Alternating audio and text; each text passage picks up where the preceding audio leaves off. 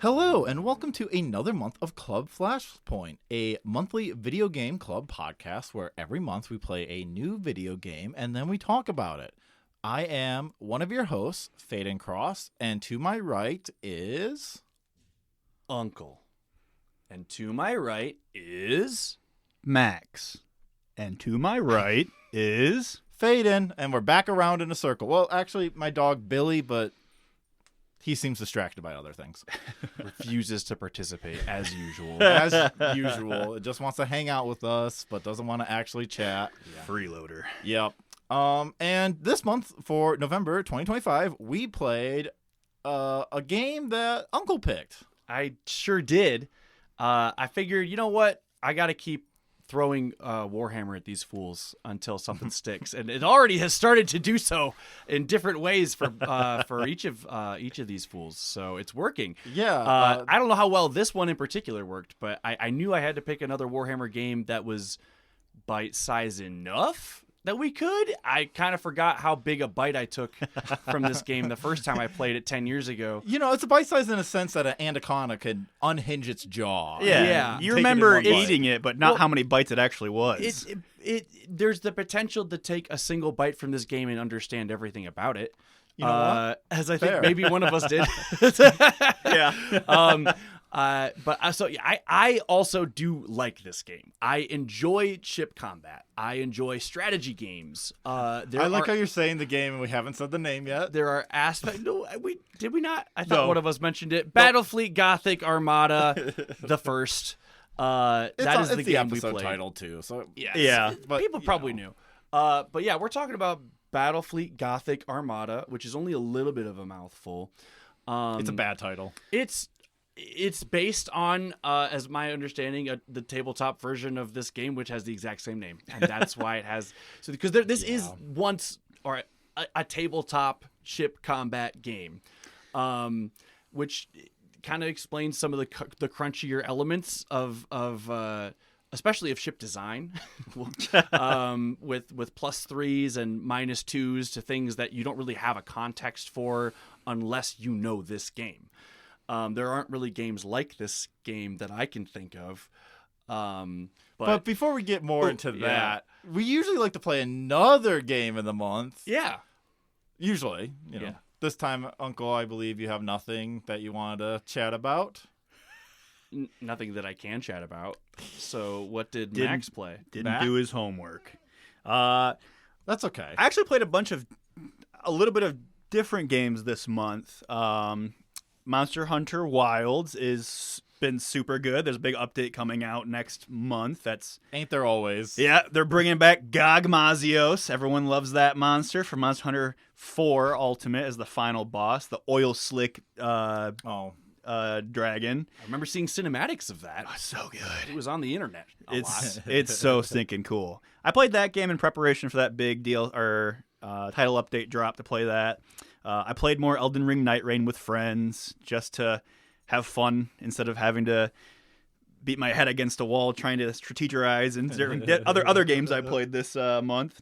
But excitingly, just yesterday I started playing, you're not going to believe it, Monster Hunter Outlanders.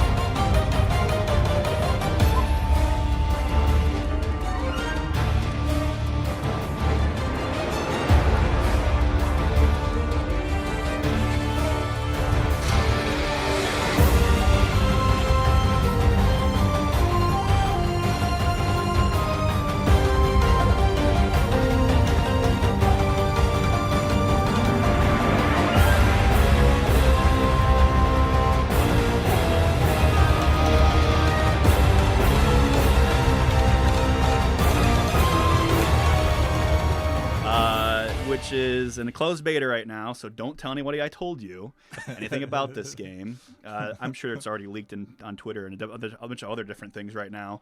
But it's a gotcha Monster Hunter game for your mobile phone. Isn't that cool? Finally! I know, we were all waiting for it. And we're all excited that it is a gotcha game, not just Monster Hunter ported to a mobile phone. Right. Because why would we want that? Yeah, why would we just want... It just makes it more fun because I can help support them longer term if I just spent so much money every day. Sure, that's how that works. Yeah. Or if I play free-to-play and say, screw the gotcha mechanics, you're not getting a dime from me, and I'm stealing your gameplay and playing it for free.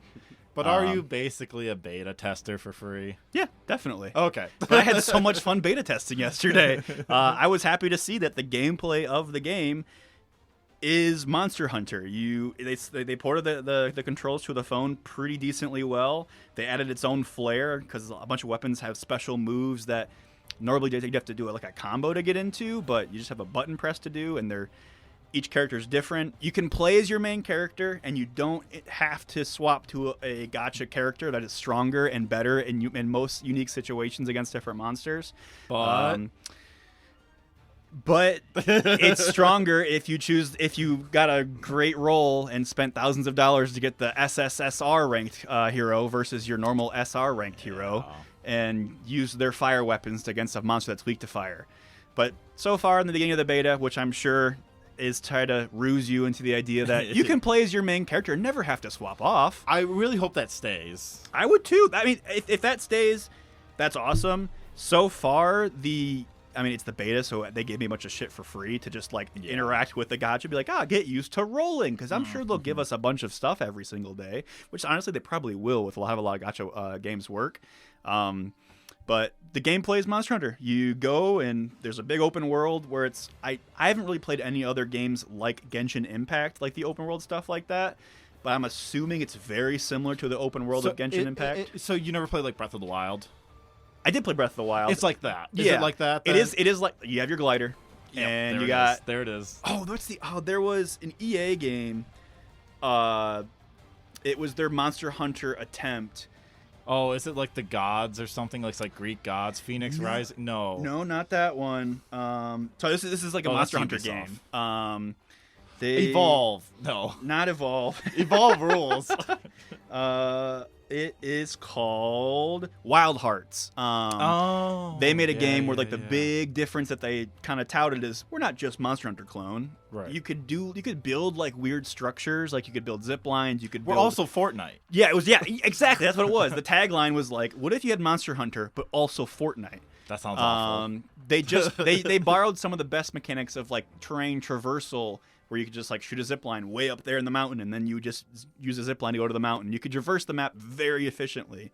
They added those mechanics to this game, so you can kind of pretty much one for a lot of it, just not the during the fighting. Because the Wild Hearts, it was build a wall when a monster is running at you, and they'll ram into it and they'll get stunned. This game doesn't have that. This is just for traversing and exploration.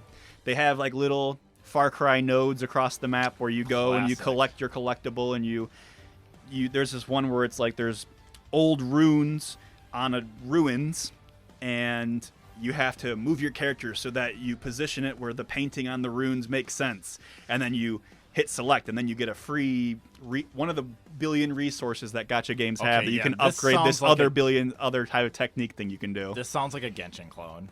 My guess it is, with how successful those stupid games are.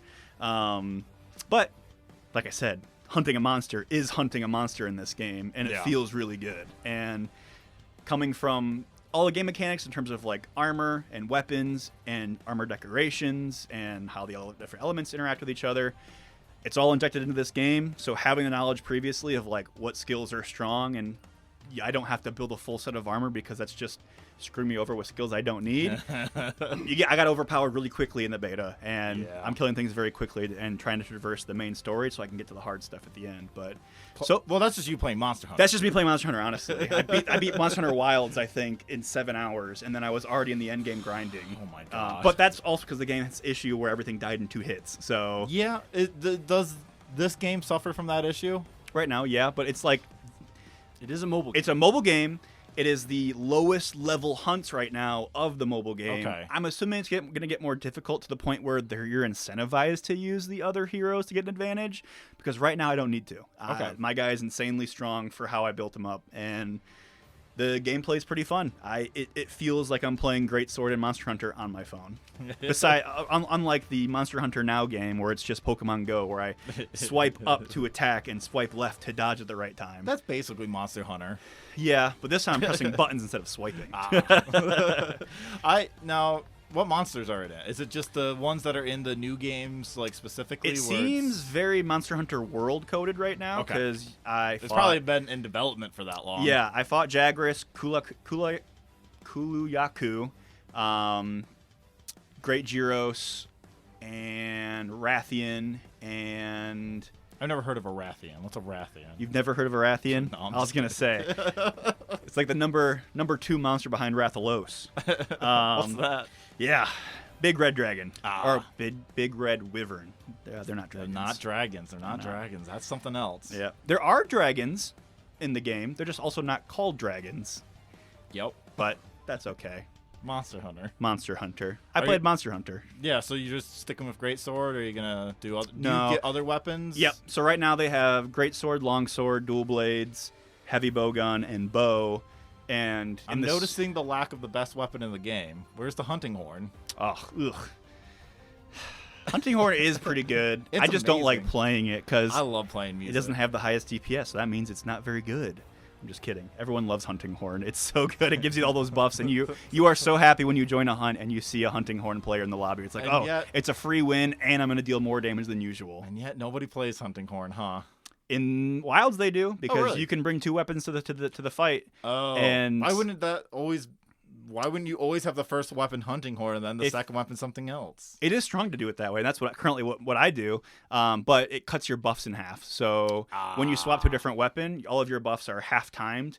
But there's a skill to increase your buff timer, and so if you just spec in a little bit of that, you get like essentially 2 minutes of the buff, probably a little bit less, but that's a huge DPS gain by being able to do that if you're playing it. And also you can have defensive buffs that keep your team from dying, so you actually get the hunt through. But yeah, I love Monster Hunter. Oh, do you? Yeah, I do. I don't know if you've noticed. Like it's the year of Monster Hunter for you. It really is. Yeah. I'm pretty excited, and I've been strong in other gacha games that I've played where I haven't felt the need to want to spend any money, because why would I spend money on this stupid game? That mentality in my brain is really strong and you get the cool concrete. Characters. I don't care. I just like the gameplay right now. Of this game, I wouldn't care about cosmetics or anything in a Monster Hunter game.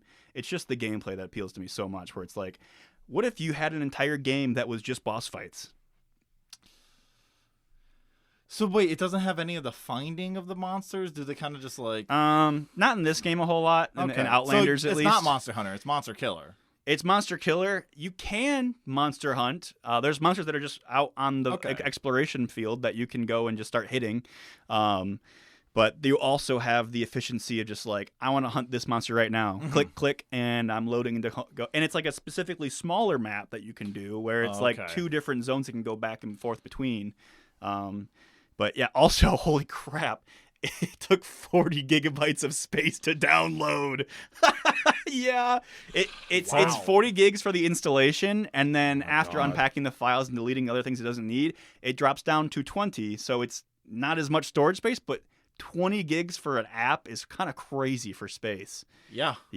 I had to delete a couple games to get the installation done. Download size they've also been going up with like inflation rates. They've been inflating. It's just because everyone feels like everything needs to have a 4K texture for everything, and so I love my 4K. You get a bunch of uncompressed textures everywhere, and it just balloons the storage size of things. Well, then updates. Yeah, updates too, but mostly a lot of the updates don't add unless it's adding like whole new areas with new 4K textures needed, which this game will be. Yeah. I can't believe starting at 20 gigs, and then it's just going to balloon from here. Yep. I am curious to know what the Genshin Impact install size would be. Oh, man, it's like 60 gigs. Whoa! On mobile or like? 'Cause on I know mobile. it's on. Okay, yeah. Geez. It's like 40 gigs or like anywhere That's from 40 to crazy. 60. I can't remember. It's unhinged. Yeah. It's unhinged. It just shouldn't. Why are games so big? Yeah. I don't know, but I've also been playing a lot of indie games this year where it's like it's so nice where I click download, it's like download complete. I'm like, Yep. oh, whoa! I can just start playing my game. This is 2 gigabytes. Like, oh, Yeah. okay. This is 150 megs. I'm like, holy shit, how?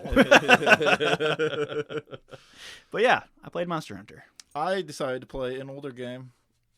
Older game. One of the classics of I'm going on a journey to discover that not only does the PS3 have games, breaking the rumor that the PS3 has no games, it also has such interesting games.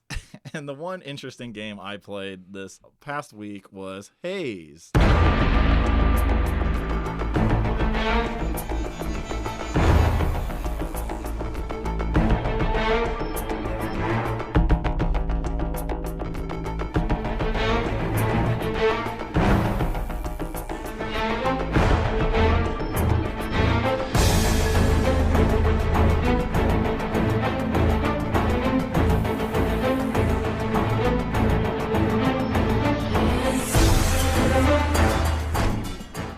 2008 Free Radical and Ubisoft joint.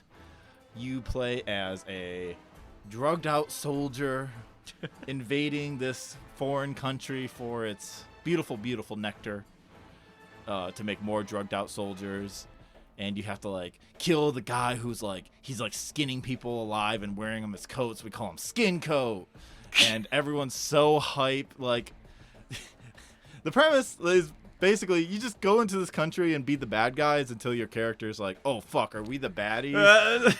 And then you join the good guys. Don't you lose the whole gimmick gameplay mechanic of the game once that happens? Yeah. So Really? the Yeah. gimmick of the game is This is the one thing I remember hearing about this game, other than that it sucked. No, it was perfectly fine to play. I used to play a lot of demos growing up because I had money enough for a console and then no money for games, as you know, as it goes sometimes. And so I download a lot of demos, and I just remember playing the Haze demo a lot. And it took me a while playing it recently and going, why was I so enthralled by Haze? And then a vehicle popped up. I'm like, oh, that's right. I was a vehicle-obsessed kid. I loved vehicles in games because first-person games scared me unless they had a vehicle in it. And I could be safe from a vehicle. That's right. Now I remember. Interesting. I feel like you explained this to me once, and it didn't make sense then either. I trust me. I don't know why I'm like this. Wario's like that and continue to be like this. But that's what drew me to Haze. I liked being in a vehicle. The mechanic of you get to inject a drug into you is such an interesting form of like narrative through gameplay, because what it does is it basically recovers your health. So if you're low on health, just hit the L2 button, inject yourself with some nectar, start raging out like you're in like some sort of like drug frenzy haze. All the enemies like turn into like glowing red objects. And Interesting. they like are like fog monsters kind of now, and they just don't have character models besides just like glowy red fog things. And so it like dehumanizes them even more, like via narrative and mechanics, which is I think actually really neat. I think it's such an interesting perspective to put on the game, where it clearly is telling you you're the bad guy the entire time. Right from the get-go. You have like the squad of people like, I can't wait to kill them, and they're all sound like Texas like Americans. It's like, it's gonna be great when we get Skin Coat. Jeez. That's such a horrible name. Very It's so bad. It feels very like Black Ops. What is it? Black Ops: The Line or Spec Ops. Spec Ops: The Line. That's the one. It is, but way less serious. If I were to guess, I've never played Spec Ops: The Line, but Spec Ops: like, The Line tries to be pretty serious. Yeah. but from my understanding, Spec Ops is like it kind of pulls the rug out from under you and like, aren't you the baddie? And this it tries to, but I mean, unless you're a psycho, it's pretty like. Yeah. I mean, if you're a kid, you probably just be like, "Yeah, I'm killing bad guys. I don't know any better." And then you get to the white phosphorus level, and then you're like, "Oh." This game is just very clear that you're like the evil people. Your base of operations when you're with Mattel, which is the name of the corporation that is working with the U.S. to send these What a soldiers choice. over. I know it's a Mattel, the weird... toy company. Right. That's what I was like. Wait, what? Mattel? All right, whatever. They're on this land carrier. It's just a battleship with giant tank treads, and it rules. It's very Victory Gundam to me, which I personally love. And so, like, you'll be hanging out on the deck of the battleship, and you just see trees going by, and you just hear the rumbling of the earth and stuff. I'm like, oh, this shit's pretty cool. I really like this as a concept. I really like the weird yellow uniform that the soldiers have, which is important because when you do that twist where you betray everyone and you're now on the good side. You're fighting with Marino and his rebels. And skin coat. Right. Well, wouldn't you be surprised that he's never skinned anyone? And he's like, no. What are you talking about? Does it look like... Look at my coat. It's cotton. I like Marino a lot until the very end of the game where he's like, and now the nectar will be ours, he. I'm like, oh, fucking damn it. This game literally was doing really good about the rebels are not just as bad as the evil corporate fascists, but then they're like, oh, it's 2008, bro. Mm-hmm. The Iraq war's happening. It's actually the people that really suffer are the soldiers. Yeah.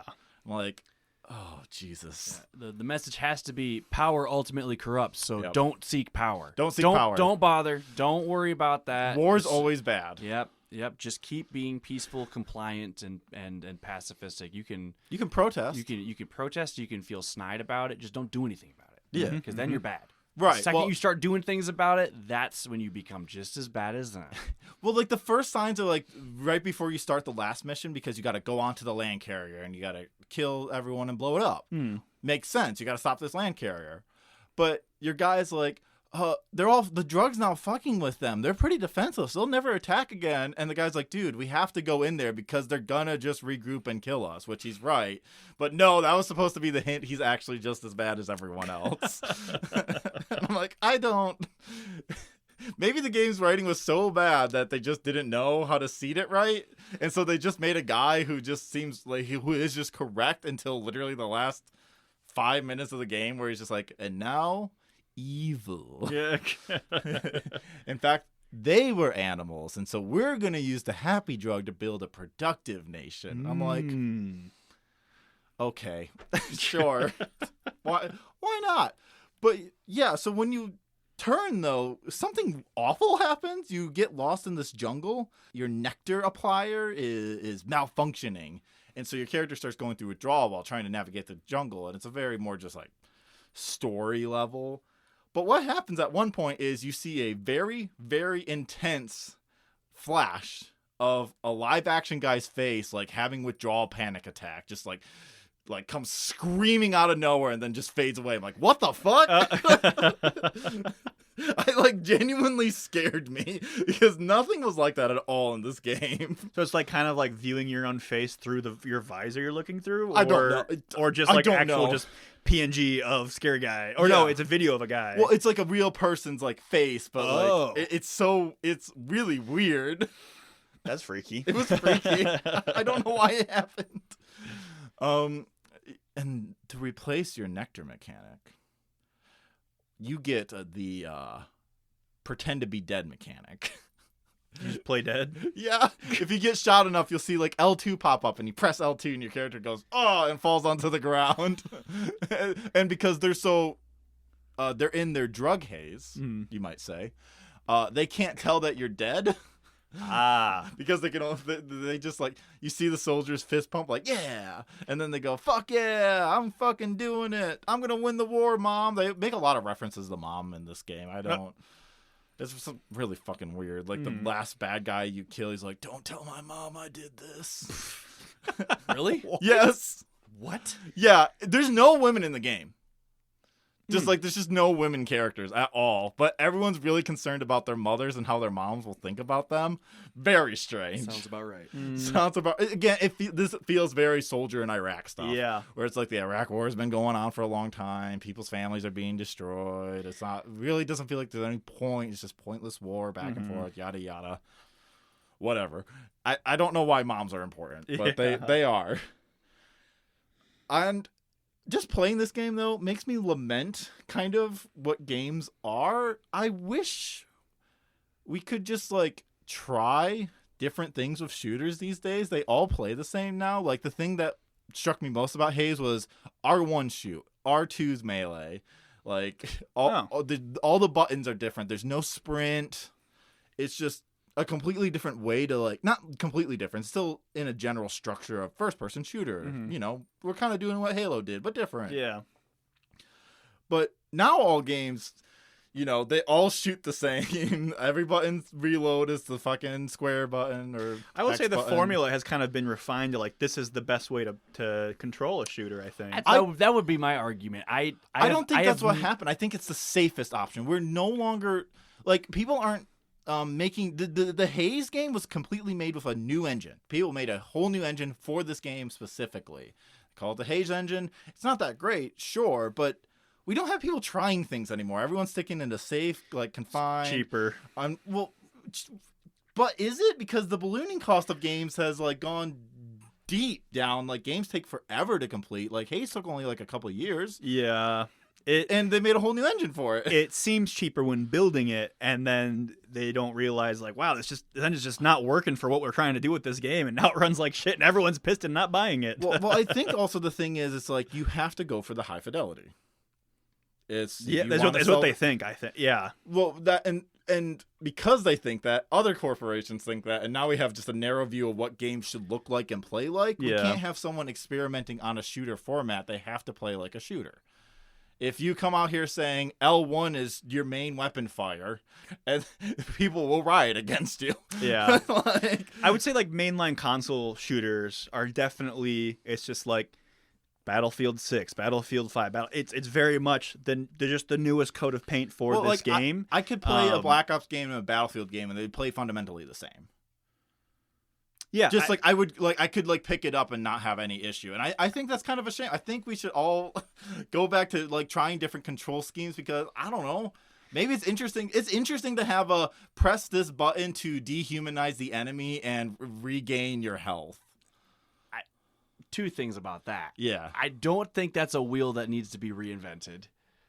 For shooters, I would agree that I think it's been refined to something that really feels intuitive and natural with the controllers that we have today. Is it intuitive or natural, or is it just ubiquitous? I think it's intuitive and natural. I've tried a lot of shooters with a lot of different control schemes, and this one is the best. And the other thing I was going to say is, you can remap the controls for almost every game these days. Yeah, and so if you do want to try something different, you literally can. But games are still, but they're still designed, though, like, for that, like, in mind, for this type of gameplay in mind. We are now just in an era of just pop in cover, pop out of cover, shoot, brat, you know, take it slow and methodical. I feel like there's no, like, and this is only, again, within the confines of what are the mass market games that come out. What I'm more kind of lamenting is we used to just, like, make a lot of weird different games. Like, Ubisoft would try a whole bunch of different weird things or something, because they'd have a whole bunch of different developers doing their own kind of different prototypes. But they weren't always successful, so some of them were a gamble and some of them were a loss. And sometimes you would get a Haze, which it's just pretty mid.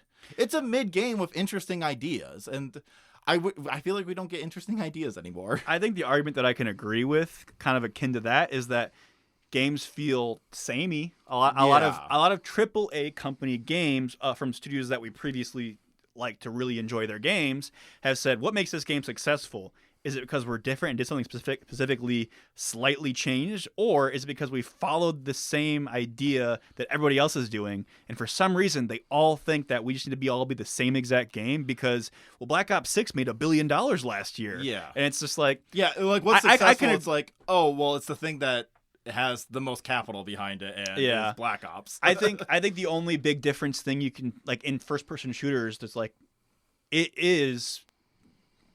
like, whatever we have right now is, like, I just think the ultimate distilled formula of how to make a successful shooter. Do we need a sprint? Why do we need I like sprint. But wait, hold on. Why do we need two different modes of movement? Why do we need a walk and a sprint? Why can't it just be all sprint speed? What I would say is skill ceiling. People like to have the idea, like, movement in shooters is usually where the skill ceiling goes, like, one tier above, where it's like if you can outmaneuver the enemy team based off how you're moving, Because like personally, I don't like arena-based shooters like Quake or like how Doom 2016 had their multiplayer game. Like they were enjoyable for me, but I didn't get the same rush of a first-person shooter as I do like previous Black Ops games or Call of Duty Modern Warfare games that I had played. And that just comes down to preference, I would say. But I think most people prefer the newer formula. I would say I like the changes that some companies do, like Titanfall. How do we know most people prefer it? Most people buy it. But how do we know that's the reason why they're buying it? Because they don't know no better. They don't know. They want to broaden their horizon, or they don't have enough time to play other games. Also, maybe. So how do they choose the games where they don't? That's the game their friends are buying.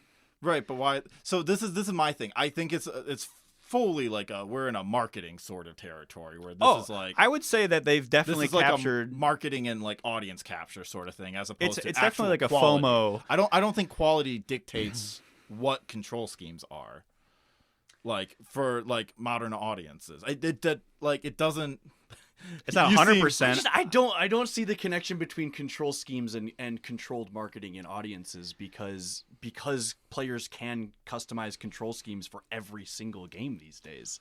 Like you can change things if you want. Right, but there's always a sprint button. This is what I'm saying. Like not always. We just played Dread Delusion, where I mean, okay, like, but you're always moving fast. Like, well, that Is right. your I was argument talking about AAA? like in the general, like what. Again, this is what I'm saying. I'm lamenting for a period of time where big companies were still taking weird swings with smaller developers. Like because now, like if you want Ubisoft to publish a game, you can't do that. You can't just say, "Well, our shooter's not going to have a sprint button."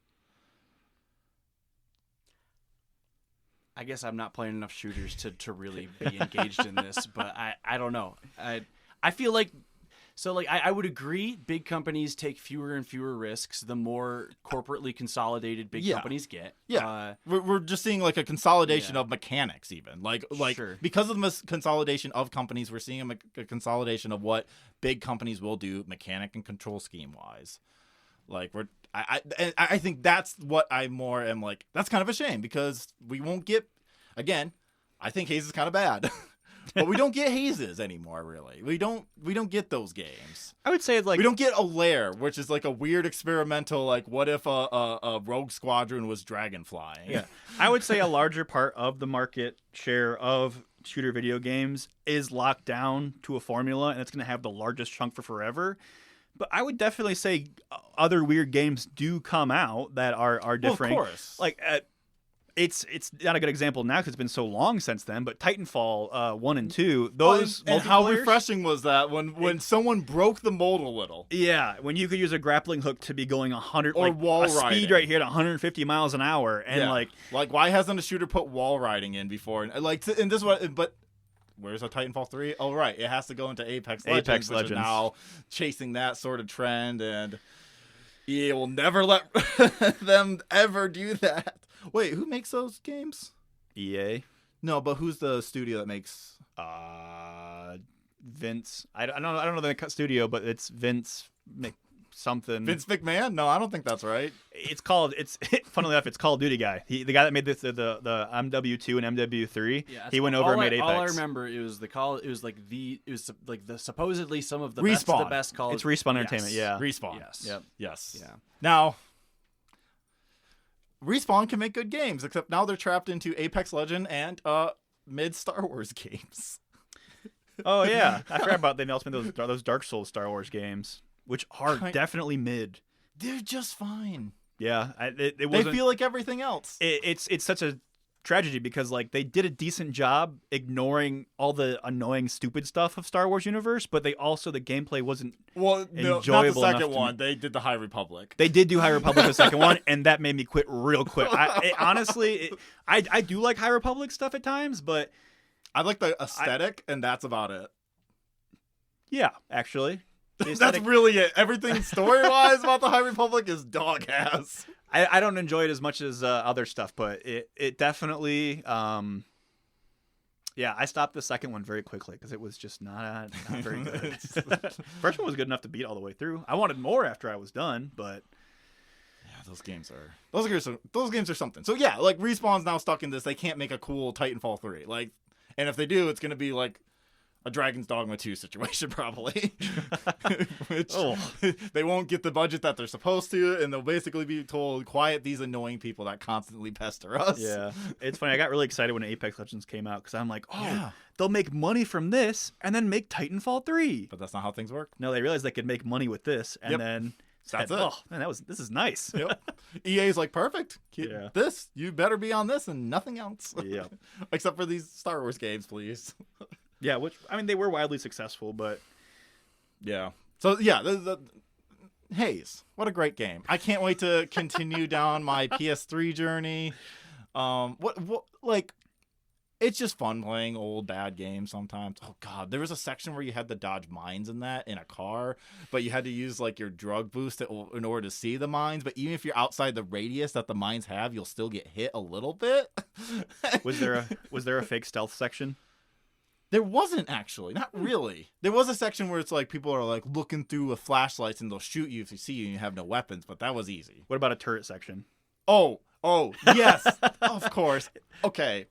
All games from that era have one of two things. They either have fake sneaking or they have a turret section where you're sitting on a turret. Both. Or Uncharted 2. Yeah. Bad stealth and bad turret sections. I think there can be good turret sections. I've never enjoyed one. I can't think of a single example. I guess the best example I could have is like when you are using an AC-130 in like some of the Call of Duty games. Like those missions are fun, but like to the first time, then I'm like, no, it's just boring. I prefer. I would say I always like movement in my shooters. Like that's where I really enjoy it. So like I am a sprint approver. I like sprinting in my shooters. So part of my vehicle thing as a kid kind of transferred over to I love turret sections in video games, and they were always my favorite part. Yeah. I think the turret sections in Resident Evil 4 are great. They can make them cool and cinematic, but if they don't do that, I would rather they omit them. Yeah, it's kind of wild how turret sections have died down in video games just a bit. It was an era. It was every game needs a turret section, and it was weird. You know what? Haze doesn't have QuickTime. Speaking of the era. Yeah. No QuickTime in Haze. Yeah, QuickTime's coming back a little bit in some like story games, but... Well, it's because, they can't they don't have the courage to make you sit and watch a 10-minute cutscene without going, oh no, the player, they haven't interacted. What can we do to make this cutscene more interactive? I don't know, put a walking segment where a character talks in between it. That'll make them feel better. I will. It is very funny though when a game has QuickTime events that shouldn't be in the game because they don't affect the story. Like I think it's like Heavy Rain. There's a chase sequence. I think it's Heavy Rain. I can't remember. It's like a PS3 story detective game. Is it the chase sequence in the supermarket where you're where you can fail every single one and you're still fine. You still pass. But it's so hilarious because he just fumbles over everything. Yeah, and he's still like 1 foot behind the guy. Yeah, that one's fun. I like that one. Yeah, I like Heavy Rain. Conceptually, it's a bad game, but I like it. It's a funny game if you're playing it not real seriously. It's really funny. I'm constantly yelling, Jason, Sean, or that's what he has two. No, it's both Jason and Sean. Remember, he has 2 kids. Yeah, he has 2 press kids Y to Jason. Yeah, you got to press X to constantly yell Sean. Should we get on to Battlefleet Gothic Armada? Is it time? I think we can talk about it. Or do we want to keep talking about Haze? I can settle in. We can keep going. Talk about the PS3 I didn't know about era. the story about Haze until today, but it's not good. It doesn't sound that good. I feel like I can envision the game now, and it's pretty much every other shooter that came out during that era. It is funny that I forgot to mention the funny part. It is funny that they are yellow so you can see the people in the environments when you're on the good guy side. Mm-hmm. So it's because you don't have the nectar to like see the rebels that are like blended in the background. I do think that's clever, like mechanically. Mm-hmm. But, mileage may vary.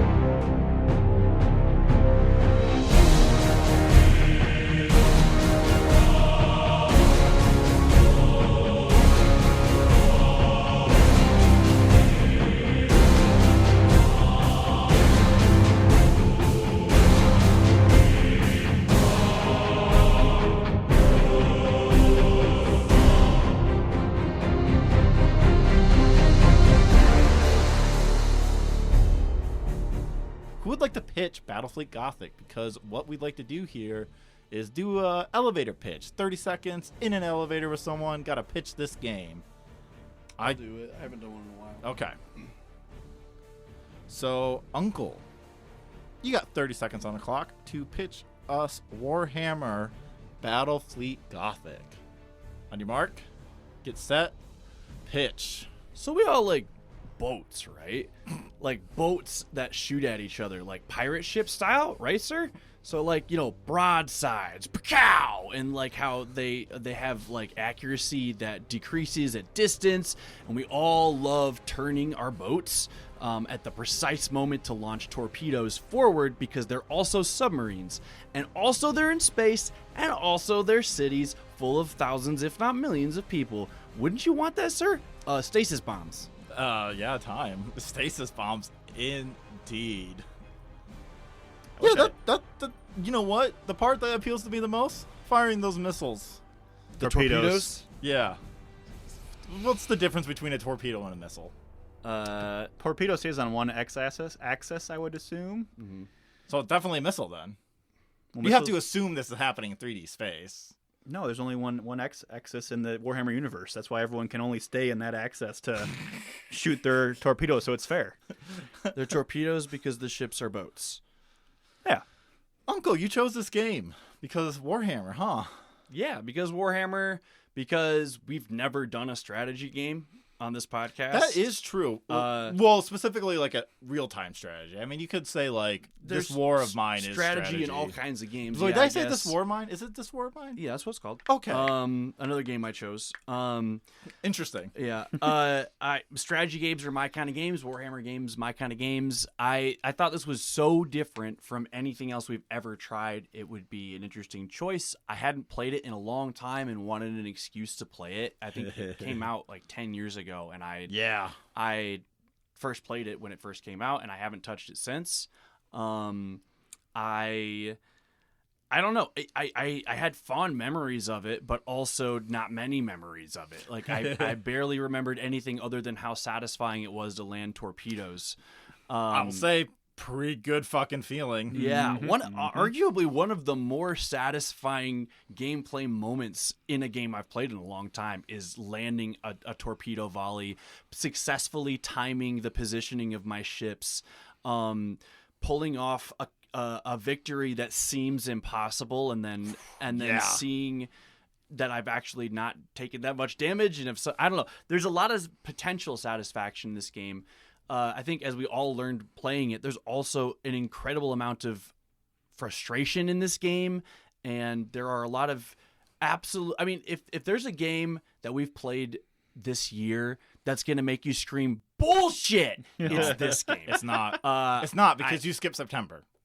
I guess. But like, okay, you skipped Sonic but Heroes. Here's the thing. From what I remember about Sonic Heroes was a boring, annoying game, but it wasn't. There weren't as many from the last time I played it when I was a little child. I don't remember as many moments where there's no way you could have won. There are missions in this game that there are, and I know because That's true. I would save scum a couple missions just to see if it was possible with, and you know what? Maybe if I built my ships differently. We'll talk about, I guess, customization of ships in a minute, but like, it probably is technically possible to have completed some of the missions. I just don't know that I was able to. I don't know. Should we talk about the difficulty of this game maybe first? Maybe let's hit like what we chose. And maybe like impressions overall too about it. Yeah. So because I played this game before, I chose to play on hard mode this time. Unhinged. I will say something I did do that to allow myself to play this difficulty was the first, I think, like non-tutorial, like the first 3 or 4 non-tutorial missions in the first turn. Yeah. Where you're not, it's kind of training wheels off. I redid those 3 deployments over and over and over and over again through saving until I could figure out the mechanics of this game again. That would have been a smart move. I should have done that. Yeah, until I got like the timing of my torpedoes, because until I got, you know, the timing of different maneuvers and how long it takes to refill gauges, and how much damage different weapon types do relative to different enemy types. So I redid those early missions over and over again until I was like, okay, I know how to play this game again.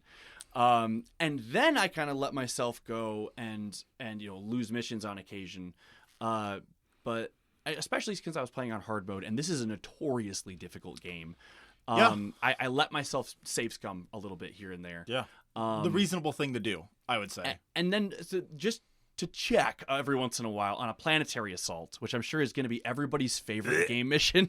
I would check, is this possible? And I would try. So there were a couple missions I did, not kidding, 4 or 5 times just to find out, like, okay, what if I try this combination of ships, this combination of ships? What if I disperse them this way? What if I do it that way? What if I ignored this number of planetary bombardments or whatever to go for the whatever? Anyway, I tried it. There were a couple missions that simply were not possible.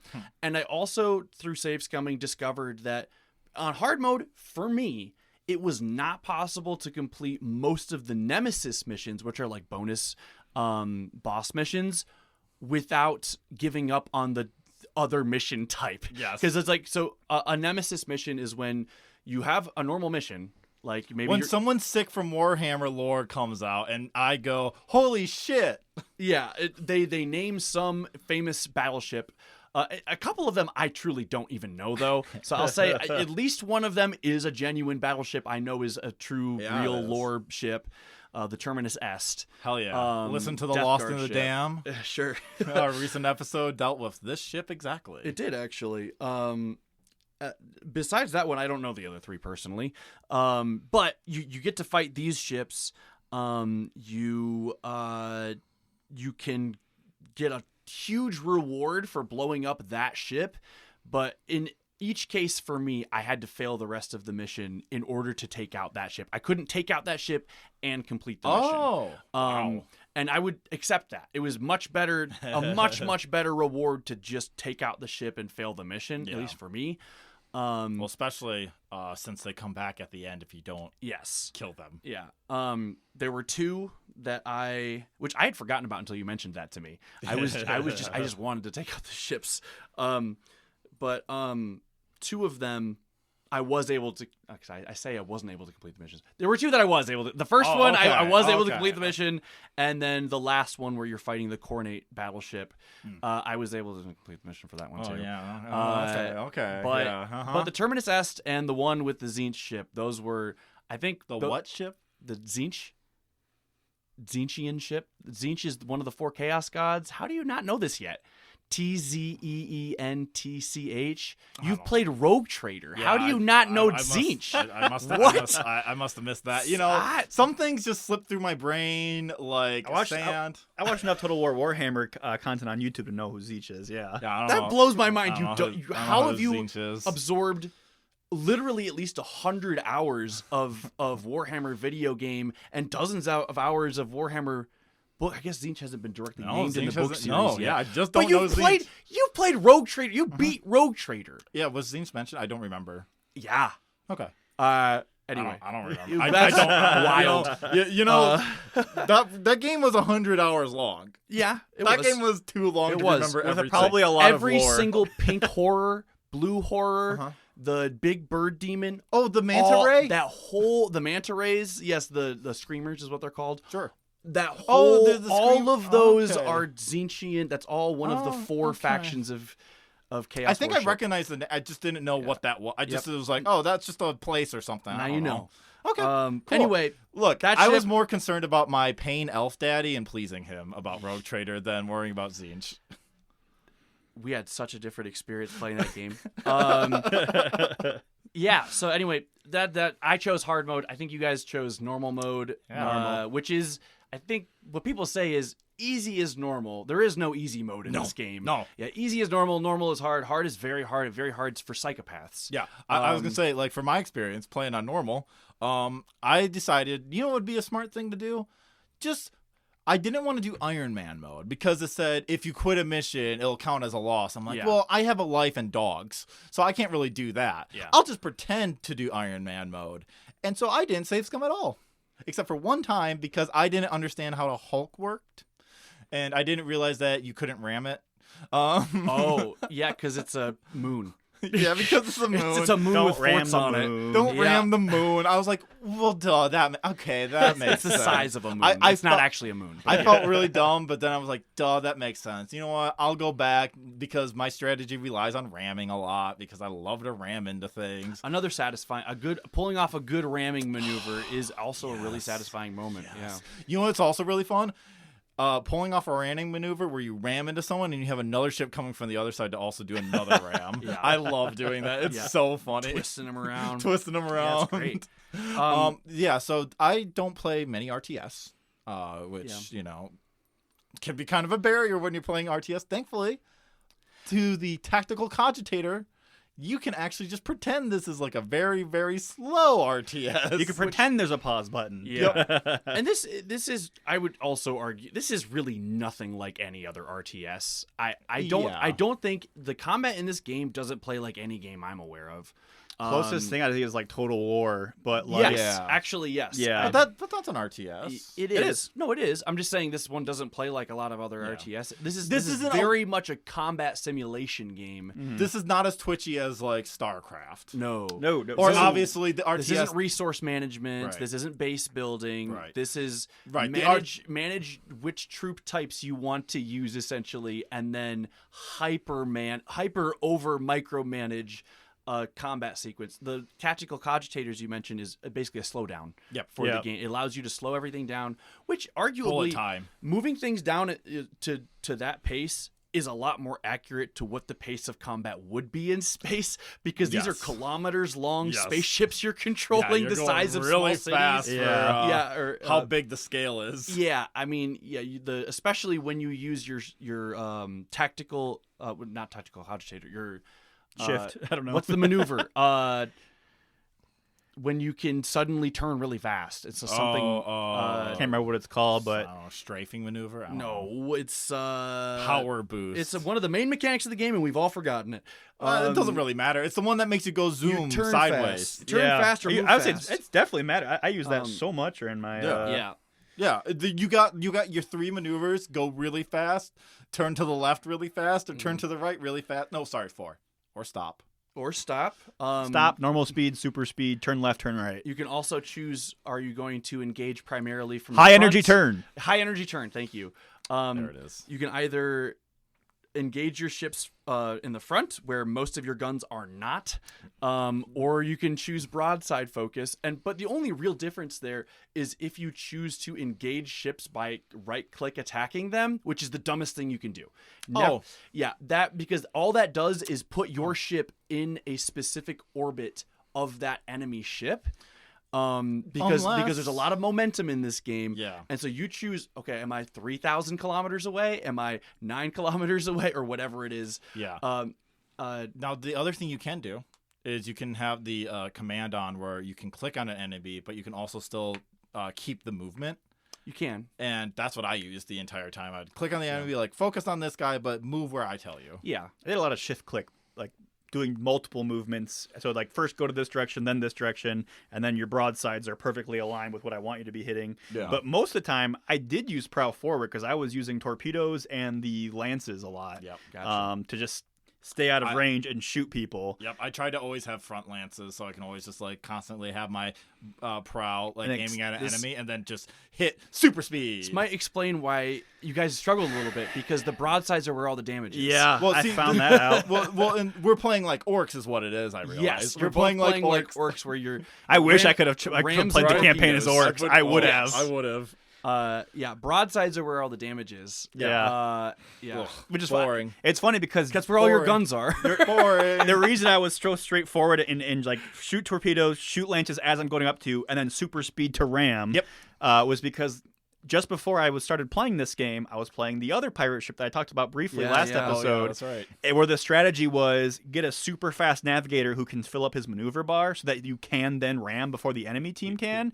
Equip massive spikes on the side of your boat to triple the damage of your ram attack, and then invest all of my skill points for my little meeples into hand-to-hand combat. So we all jump aboard, target one guy. Yeah. Everyone hits once, and he's at half HP. Hits one more time, he's dead. And there's one enemy team that's dealing damage. And then you just clear him out. And that was my strategy the entire game because I found out it was broken. And then I stopped playing halfway through because I'm like, I one-shot everything. I'm on the hardest difficulty. I don't know what else to do. Yeah, I can't really do that here. There are boarding actions in this game. Oh, they suck. But they're realistic boarding actions where it almost always fails. Yeah. So like 40% of success is like the starting. On a high end, it's worse on hard mode. You're almost guaranteed to fail on hard mode, even when you have Terminators.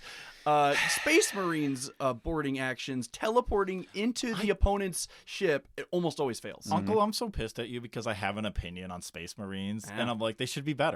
They should be better. They should be better. In yeah, this you game, know and enough really lore bad. now to know that it should. Why do they suck? They are ass crazy so much? strong, and then every game it's like, well, for balance reasons, they die in one shot. And it really is frustrating how bad the Space Marines are in this game I guess we could zoom out a little bit more to talk about. To continue my impressions, though. Sure. Yeah, because we haven't gotten to Max and I's we keep full diving impressions. into the specifics. Yeah. Yeah. Overall, I really enjoyed this game. I just really wish it was half the length because the mission structure of this game is not that great. I think there's only 2 good mission types. I wouldn't take it that far. I would agree that this game should be half the length. I think there is one mission type that should be eliminated. I like all the other ones, honestly. There are a couple that are still frustrating, but I like the challenge, like data recovery. I think that's challenging, but I kind of like it. It requires you to do a different kind of planning than you would normally do in combat. So I like the mission variety. I kind of like having to choose your mission, guaranteeing that you're going to lose resources every turn. I like the pressure of that. What I will also say, I do like the grand strategy part of it, where you're looking at a galaxy map. You're like, all right, what planet do I want to liberate? What one am I fine with giving up? Yada yada. But I just don't think the game should be as long as it is. Yeah, I totally agree with that. What about you, Max? What were your overall impressions of this game? Yeah, How did it go for you? Right now, I wish I had all the knowledge now to start over and play again. Yeah. And then also have it be half the amount of turns to complete the story for it. Yeah, because you cycle through the main types of missions very quickly, and you get introduced to all the different factions very quickly. And that's the only real variation you get is like what faction you're fighting on what type of mission. There was some fun strategy of like, okay, it is a data recovery, so I should choose the light cruiser that has double the amount of lightning action. So I can like they steal from me, I can steal back from them. Someone else steals from that same ship, I can then steal it back immediately. And so you just need lightning action economy in those fights. And then it becomes data recovery becomes pretty easy. I like data recovery. That's one of the missions I like. I thought that would have been the one you wanted to get rid of. That was my guess too. Okay. I like data recovery. I've had some bullshit moments with data recovery because I think the boarding action as a concept is kind of bad. But for the most part, I like data recovery. I think if the boarding action was just... Well, there's a lot of things that were just slightly different about this that I think it could have been more interesting because it never felt very impactful when I was doing a lot of stuff. Maybe that's granted because I'm playing on normal difficulty and some things don't matter as much if on a harder difficulty. But for the most part, I just kind of had my forward lances... And then I would stop at 12,000, and I would just pepper them while they're not in broadside range yet. And then high energy turn, go to shoot a spray of torpedoes as a screen, and then run away. And then also I used a lot of Nova cannons in my stuff because it was like the Nova cannon. Destroy half of the fleet before we start engaging, which you can do when you can shoot 2 Nova cannons and they both line up perfectly. And then also put down a plasma bomb in front of the ships, and then all of that damage at once. It destroys all the very small escort ships for sure, but then also it takes out the shields just before they become in lance range, and then the bomb just does a shit ton of damage. And then at the same time, they have to dodge my screen of torpedoes. So it's just like kill them before they get in range. It was my whole strategy before for that, which was very good till turn 14, where I didn't even struggle at any of the things. Okay. And then I think it was like turn 15 where I lost all 3 deployments, and I'm like, oh, I'm devastated now. This sucks. The amount of deployments I lost.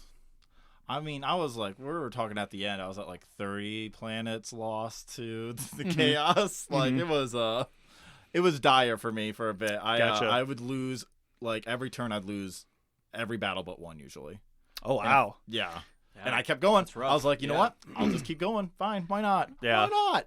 You were stronger than me because I didn't finish this game, but I had experienced every single slice of it besides the ending part where it's like how many deployments did you win. It means how much resources you have at the end and how much you're going to be fighting at the end. So I never got that ultimate moment of based off everything you did, here's your results of your fights that you got to do now. But all the different battle types and all the different enemy types I had gotten to get a little taste of. And from the get-go, I figured that torpedoes were going to be pretty strong. They're so good. And I really enjoy the micro aspect of it. Yep. I play a few Skill-based. Yeah. That one feels the most skill-based. Are you good enough to predict where those torpedoes need to go? Yeah. The games that I've really enjoyed playing on PC like this last year that I haven't talked about is Age of Empires 2. I've always loved Age of Empires 2, and I started playing it a bit more competitively on online matches. And getting micro down so that your first 15 minutes of the game, which is kind of crazy, is optimized to a point where you can kind of just devastate the enemy opponent because of how well you microed all of your economy and everything is really enjoyable. And then like previously beforehand, I used to play League of Legends like constantly. And That's a clickety-clack and game. when you're playing top lane, your micro and how you fight your battle and how you fight the entire lane is the deciding factor about whether or not you're having fun or you're hating the game entirely. Should we play League of Legends? Yeah. No. I'll skip that. No. Yeah, no, I'm just no, kidding. Right now. No, I haven't played League in like 2 years now at this point. You cannot but get me to play a MOBA. Sorry. No, I hate. It's probably my least favorite genre of game. It's 3 months of learning before you can even be at iron level, which is the lowest rank of the game, because there's just so much stupid stuff you have to learn when there's 170 different champions with all different passives, all different abilities, and how they interact based off of your character's abilities and passives, and how you build your character. Like, I don't gotta go into MOBAs, but holy crap, there's so much to have to understand before you can even start having fun in the game. Yeah. But yeah, no, I liked Battlefleet Gothic. Funnily enough, when I was going to research the game, get some ideas of like how to play. If there's like, because usually when I'm playing a strategy game, it's usually very unbalanced, and there's something that is bad. If you choose something, it is a bad choice, and you're going to be screwed over the length of time. But when I was looking it up, I was reading Battlestar Galactica space game that's very similar to this apparently. Yeah. And when it wasn't until I read the word Cylon one too many times, I'm like, wait a minute, that's not a Warhammer thing. That's like a Battlestar Galactica. And then I looked at the name and I'm like, oh, different games. And so by the time I started playing this game, I was like, I just got to jump in and start playing. So I didn't look anything up about this game and how to play. And it was the thing difficult. I saw was like, damn. Why does it say normal when it's hard as shit? Yeah, and I will say, even though I didn't lose a deployment till turn 14, it wasn't easy. It was very stressful, and I lost a couple ships at times because I figured like, why would I just warp out if I can just. Also, normal, I had a lot of points to spend, and so I constantly had like at least 1,000 just sitting in my bank where I had nothing to buy. Not me. I'm constantly rebuilding ships because I need them for the battle because I keep getting them blown up. Yeah. Or they get lost in the warp sometimes. Yeah. See, I never did a warp jump for a ship because it wasn't until the last 3 deployments on turn 15 that I lost them. I lost all my boats, and I'm like, shit. For 3 deployments in a row, it felt real bad.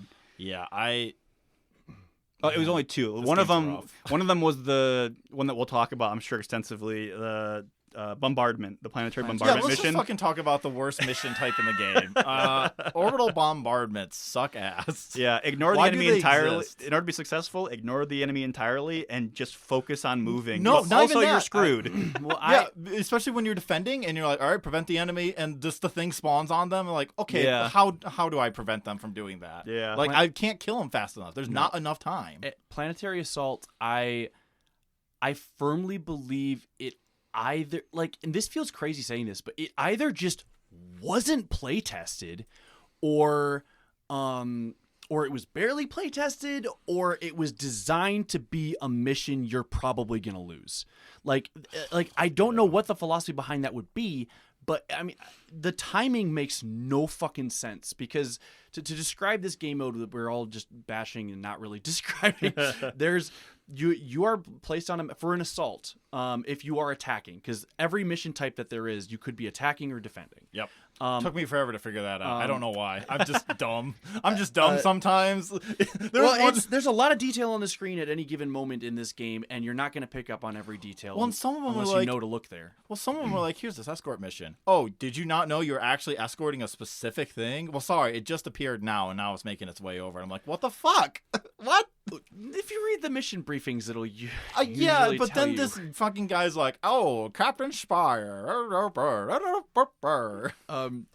To describe planetary assault, so you can deploy your ships as in every mission. You get a small deployment zone at the very back end of this square map. Every map is a big rectangular square. I wonder why. It's almost as if the tabletop game actually is 3x3 space or something. And you're playing, you're deploying your big, great, gigantic boats that only can move in 2 dimensions. Actually, it can only move in 2 dimensions. Even though space is. It's fine. How would you do a 3D version of this? It would be miserable. It would be absolutely miserable. So it makes sense for this try game. to shoot torpedoes then. I would be so pissed. And so you deploy your ships, and in this map for Planetary Assault, there are 4 evenly spaced in a square space stations that your enemy controls. They give small bonuses to your enemy who's attacking you. They get little abilities, and they shoot at you. Yeah, they're a little annoying fucks. They also have their own fleet. And then your goal is to blow up these defense platforms, defeat the enemy ship, but more importantly, hit a certain number of bombardments. Oh, the defeat the platforms is only a requirement for breakthroughs, not for planetary. Oh, you're right. assaults. No, I'm getting those two mixed You're getting them up. mixed up. Yeah. They still have the debate, the little defense systems. They still have them on the field. They're just not required. It's definitely worth taking them out because they can stasis They're lock annoying. you and they'll get in your way. But yeah, you have to you get a 1.5 minutes to reach a specific designated, randomly decided by the computer zone that you have to bombard. And you have to get one of your ships to this tiny little circle somewhere on the map that's randomly placed within 1.5 minutes. And if you don't get there in time, you fail that opportunity. You get 5 opportunities, and you have to win 3 of them. You have to successfully get your ship there 3 times of the 5, or you lose the mission. And all the thing for one, several times this happened to me, and I save scum to make sure that this was actually happening. Although it doesn't deploy these spots that you have to reach in the same places every time. Nope, it's random. Even the map itself is randomized each time you restart the mission. There are several instances where not one of my ships, using every skill, every ability, beelining straight to the location multiple times, it was not physically possible for any of my ships to make it to the spot that the game says you have to make it to. And this is using all my speed boost on my fastest ship, using the special ability I chose for that ship that lets me refill that meter and speed boost again, and using a warp jump, which lets you skip part of the map and just teleport. With all those things combined, sometimes it wasn't possible. And then you include the fact that the map is usually covered in asteroid fields, which would jam enemies blowing you up. And then platforms and enemies that can drop stasis bombs that can just stop your ships from moving. And depending on how many enemy ships you have and how many of them have stasis bombs equipped, which I'll tell you, by the end of the game in hard mode, it's everyone. You cannot win a planetary assault, is my opinion. Like I think I might have done it once of all the times I attempted. Usually I would just not do planetary assaults. I would just lose whatever planet had a planetary assault mission. It gets to that point. I would just give it up because it wasn't worth just losing a mission I knew I had no chance of winning. And they're not fun. They're not fun. Not fun. No. It's not a fun concept for a mission to find a random spot. And like the thing is too, you think I can just use my escort ships. They're small enough. I was going to mention right? that. Only line ships. No. Sorry. Only line ships can do an orbital bombardment. We didn't exactly. It makes sense. But also, without telling you, it was really annoying the first time. Really annoying you. It's really fucking a real kick in the balls, I will say. I'm sure it says line ship somewhere only, but I never saw it, and it wasn't apparent. Escort ships are also completely useless on hard mode because they die instantly. They die pretty quick on normal mode, They take 2 broadsides from a small ship, they're done. They're but it only use it for reconnaissance, and since the one reconnaissance was it the Widowmaker, I think it's what it's called. The one that has 10,000 detection range and only has missiles, no broadsides, no point defenses. Torpedoes. Yeah, torpedoes. Yeah. Yeah, it's just torpedoes. It's and just so torpedoes, which is great. which was also fun because I would have all my other ships having torpedoes or nova bombs or lance forward shots, and then these guys would just go up and then just kind of like stop. They would normally just be like watchtowers where they would just sit there so I get detection, and then I could high energy turn them and then shoot torpedoes every time it was up. You know, the best feeling we've said before is landing a great torpedo salvo. You know what the worst feeling is? Landing a great torpedo salvo straight into the broadside of your own ship. I was pretty good. I don't think I might have gotten like one torpedo hit on an enemy, but it was like before it was engaged, so it was in that red range still. Because it has to go a distance before. Yeah. You can't just point blank shoot torpedoes. Which is another torpedoes. fun element, I like that. Yeah. No, I like that. It's a good. Same with Nova cannons. Like you can't shoot a Nova cannon minimum range of you. Probably. It's a big range. Yeah, it is a big range. It's probably for lore reasons like we can't shoot it this close to us because there's a 40% chance we just shoot ourselves. Well, it's like a mini supernova. You'd knock out your own shields or something. Yeah. Well, you're shooting a mini supernova basically. Yes. Yeah, and you don't want to shoot that right in front of you. They're a lot of fun though. There's actually one book that I'm thinking of right now where there's a massive mega-sized Nova cannon on one ship, and in order to stop that ship from firing its massive mega Nova cannon, a Death Guard ship just plants itself right in front of them, and they're like, "Well, we're useless now." Fuck. That's a great book, by the way. Lords of Silence, one of my favorite Warhammer books. Is it part of It's not part of the Horus Heresy. Oh dang! Wow. You can still read it. You don't. Probably not. Yeah. I'm gonna be quite honest. Well, you don't read other books the same month, the same. No, I do. just not other Warhammer books. Yeah. I can only take so much Warhammer books a month personally. So Planetary Assault sucks. Yes. I like escort missions. Escort missions are okay. Yeah. Is that the one where you have just the escort ships? The little guys? You move them all to the left side of the map or the right side of the map, Yep. and then have them burn engines until they're just below, and then cancel. And then when missile barrages are close, don't stop them or maneuver. Just hit the batten down the hatches button or whatever, which makes you take less damage. And then buy extra shields and Brace for impact. Yeah, that's it. Brace for impact. Well, another great element of the game is sound design. I will say, I love the sound of all the weapons.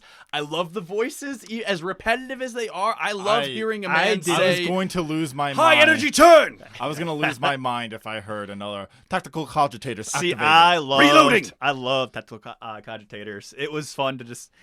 Because honestly, with how I played it, I was probably in tactical cogitators 85% of every fight. Because there were so many missiles to fire, so many angles to envision, do math in your brain to figure out I got to be this far into my energy turn before I deploy torpedoes, and then slightly move back so I can move my lance cannon back in the 90-degree cone. It was pretty fun, but it also slowed the gameplay down immensely. Whereas it felt double as long, I'm sure, with how I did all of my fights. But the game's too long, and then in order to be good at the game, you have to make the game even longer. You have to slow down to 90% speed. And then if you're good at the game, then you get extra deployments to make the game longer. Yes. Yeah. There's a weird... Okay, so there's a... Can we talk about the story of this? I think we kind of... Is there more mechanically? There's barely a story. There's a big invasion of this sector of space, which there are several stars. The 12th Crusade. Yeah, the 12th Black Crusade.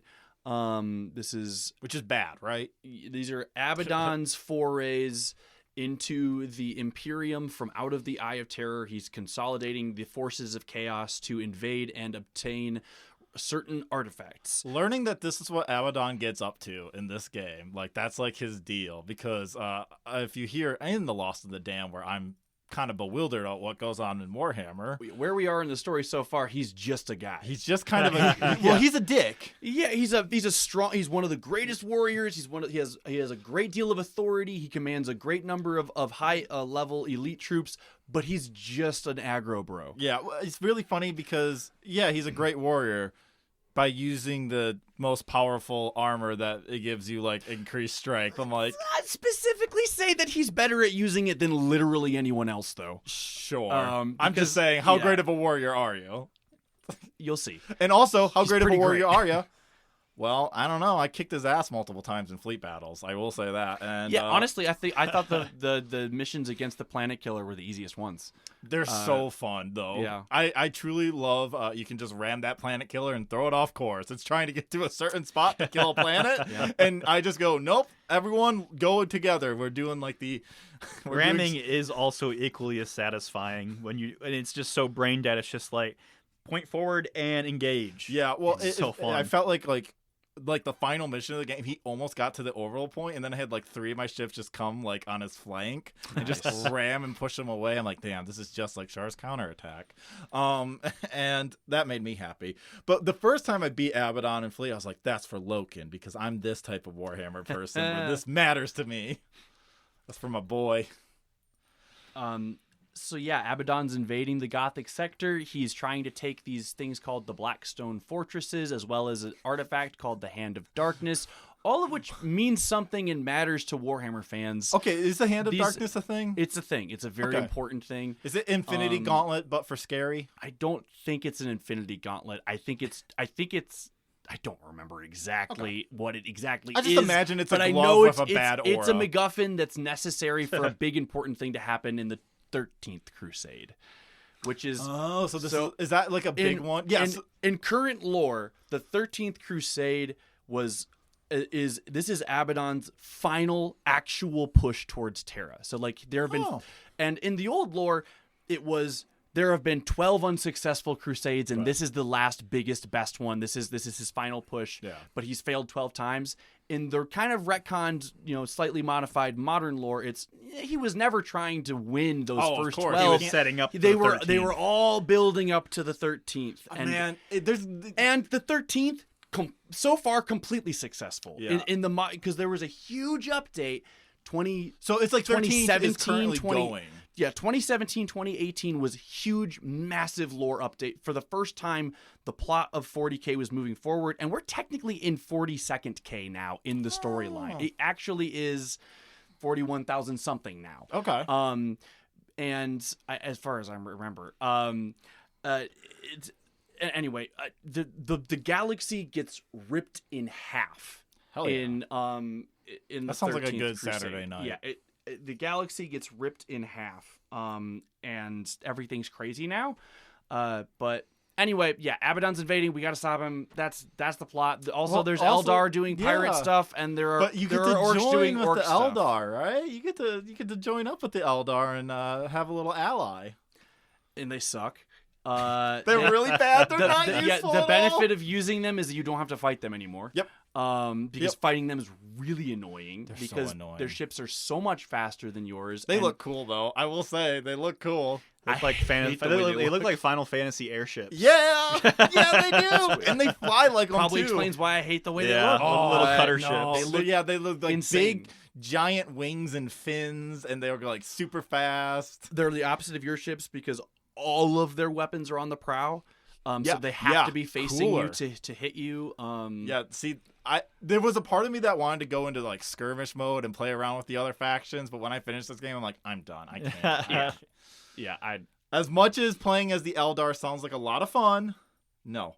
Yeah. Or the orcs. One of the many downsides of this game is there is only one campaign, and you have to play the Imperium. This was my first orc exposure in Warhammer ever. Yeah, that was also crazy to me to realize that. This is the first time you see orcs, and you get a tiny taste of their flavor. It's pretty great. They're super silly. They are almost inexplicably silly alongside a lot of other Warhammer things. They're it's just like they're just pirates. Yeah. They're just Cockney pirates, and it's amazing. Yeah, it's like it's one of those things where I'm like, at the same time, I like a bunch of goofy guys who are really kind of bad at this. At the other time, it really is a lot to go with the racial coding of orcs and everything, like as just a general concept of these great big evil buffoon guys. It's just like orcs in general is just kind of like always a weird thing because Tolkien. All of that. Yeah. The fun white supremacy of Middle Earth. And I wish I had more exposure to orcs is kind of what I came away with. But I like the concept of, hey, what if we made our giant moon junk pile into a warship itself? That does rule. They are so goofy. I love their kit bashness. Yeah, that part's great. I love how they just smash things together and they want to ram people with And it their works ships. because it does. Yeah, it works because it does.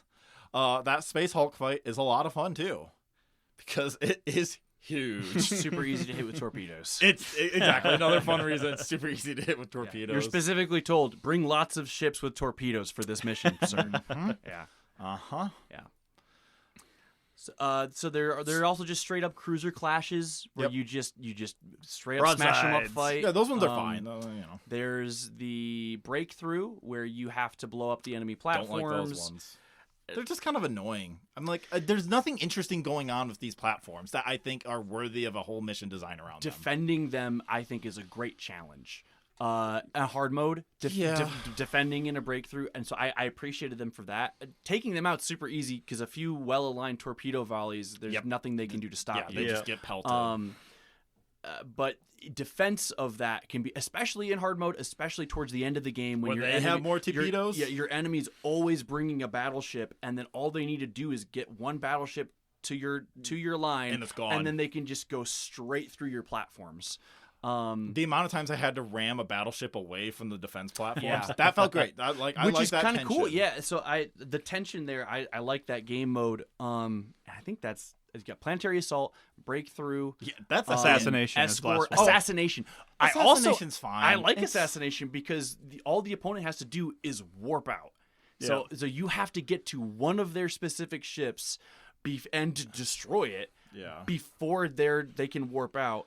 I think that's a really hard one on hard mode. It's such an uninteresting type of mission though, because you already know where your enemy is.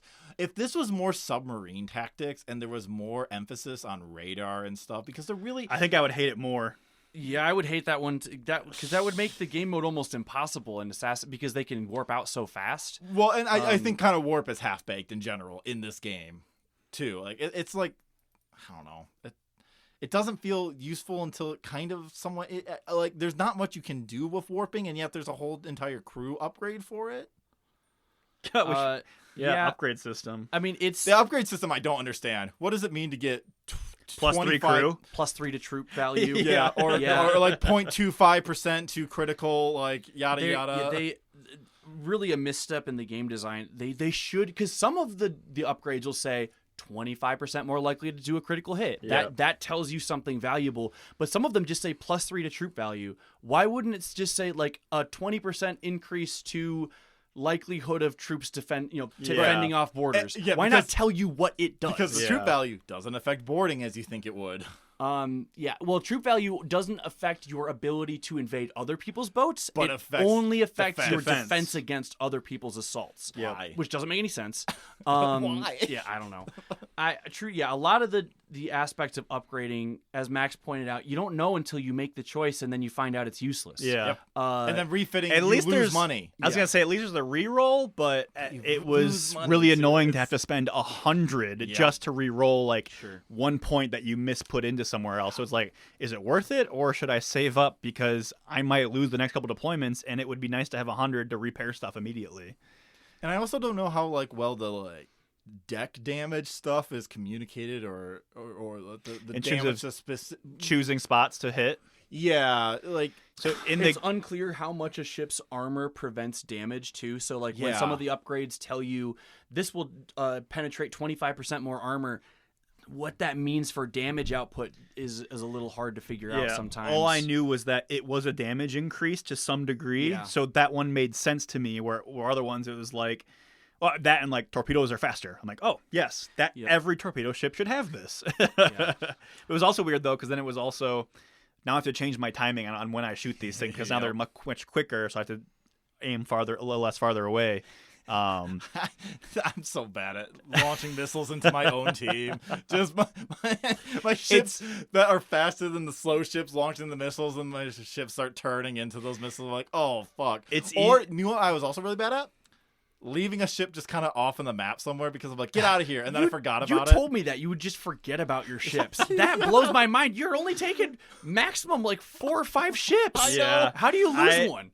That's like losing a party member in like a tabletop RPG. Like Another that's thing like, too, I would say is you got 4 or 5 people to manage, and you're usually so good at micromanaging. So they really surprised me. I'm not gonna lie, it really surprised me when you told me you were struggling with this game. I thought with certainty you were gonna master this instantly. No, not at all. Yeah, it was. Well, I forgot what I was gonna say.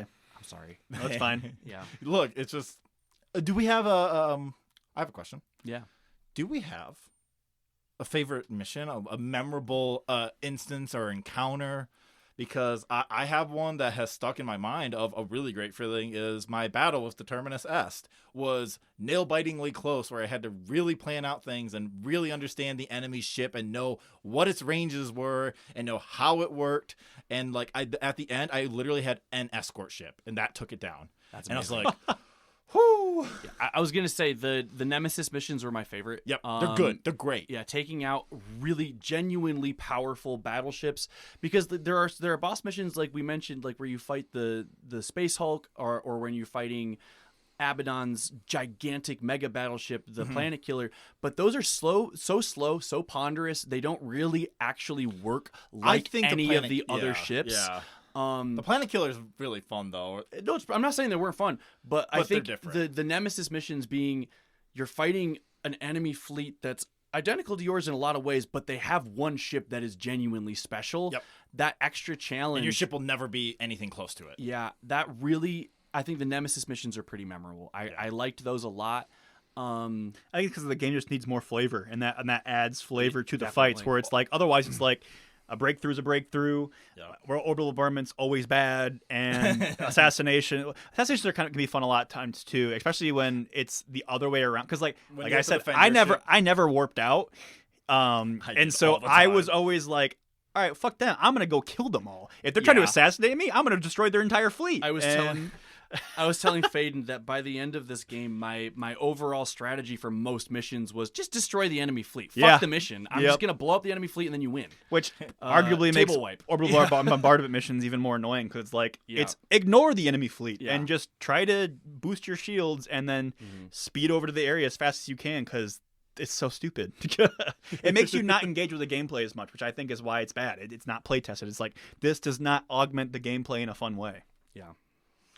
There's just no women at all in this game. That was a weird thing, right? That's true too. Isn't that usually with Warhammer though? With most stuff, a lot of times. Yeah. I'm still gonna point it out and say that sucks. Why isn't there a sexy admiral lady? Come on, even a gruff and scruffy admiral. Yeah, I was gonna say a scary. That's what I said. Yeah, everybody is gruff and scruffy. Yeah, a sexy admiral lady. Yeah, the gruff and scruffy. Duh. Yeah. What? I'm not talking about like what an anime fan thinks a sexy admiral lady is. Talking about a pirate queen. I thought you were saying, why? Because assuming this is a Warhammer audience, why wouldn't they have done that? Yeah, which is also a good. But yeah, I hear you. Yeah, a gruff sexy would be nice too. But why? Yeah, why not? Why isn't you're also right? Why isn't there even just a sexy lady? a lady. Yeah. It doesn't matter, I guess, because in the end, there's very little story to chew on, but it's worth bringing up, I think. Especially because in so many Warhammer books and so much of the lore, because there are so few places for women in their stories, this feels like this is actually where you'll find them, is as in ship command. Yeah. A lot, I think, arguably in some parts of the lore, there are more named female characters in ship staff than you'll see named men characters in some cases. Because the men are usually the Space Marines commanding the ship. So, yeah. But definitely some of the best ship captains in the Warhammer universe are women. The one I would be remiss not to say is Lotara Saren, I think is her name, or something along those lines. She is Saren. She is. I think that's her last name. I know. Foreshadowing for next month. I think she is the captain of the Conqueror, which is Angron, the Primarch Angron's capital ship, and she's arguably one of the best Horus Heresy characters. Period. Can't wait. So she's great. We'll get to who or what in a couple years. Conqueror's like a third of the way through, I think. So we're not that far off. So maybe in the grand scheme of things. Yeah. Betrayer, that's the name of the book. Sorry, okay. But yeah. Yeah, no, Fuck it. Okay, yeah. I think that's basically all I got. Yeah. Yeah. What did you guys have a favorite ship or a favorite ship combination? Ooh. I'll tell you, by the time you unlock all the ship types, because you get battleship's the biggest, the last one you unlock, you get one battleship, huge thing. It's so fun. Ponderous, slow, and bristling with firepower. You get 2 battle cruisers, which are not quite as big as the battleship, but they have a lot of options for them. They feel bigger at the time you get them. They're much sturdier. You get 2 of those. You get 4 cruisers. And you get, I think, 4 or 5 light frigates. I can't remember exactly. And for me, as soon as you get the battleship, I almost never don't take the battleship. Except for a lot of firepower. There's some smaller missions. I mean, some of the faster, speedier missions. It's not as that's the only time I didn't optimized. But even then, I would usually take it anyway, and then just bring one fast ship and use the fast ship for the fast things, and let the battleship take all the damage, do all the damage. But my favorite move was always just go for my 3 heaviest ships. My battleship and 2 battle cruisers. Most mission types, about halfway through the game, are 600 points and up, which is just enough to use all 3 of those ships. I think part of the game's biggest flaw is it is honing so closely to the table game. Like it's probably if they change the balancing around it to make its own thing, it would have been a little bit better. Probably smoother, less crunchy. Or crunchier in a different way where it doesn't feel awkward. Yeah, because a lot of systems feel like that, like especially with the crew stuff, it feels like just better explanations for things that don't have to be like, well, it has to be crunchy because we need to mimic the tabletop. It's like, or you couldn't, or we need to have the same terminology. We need troop. But that is the eternal curse of making anything in the Warhammer universe. Yes, is it the is. fan base you're making it for absolutely will shit its pants over pedantic little bullshit like that. They need to start making it for me, the real Warhammer fan.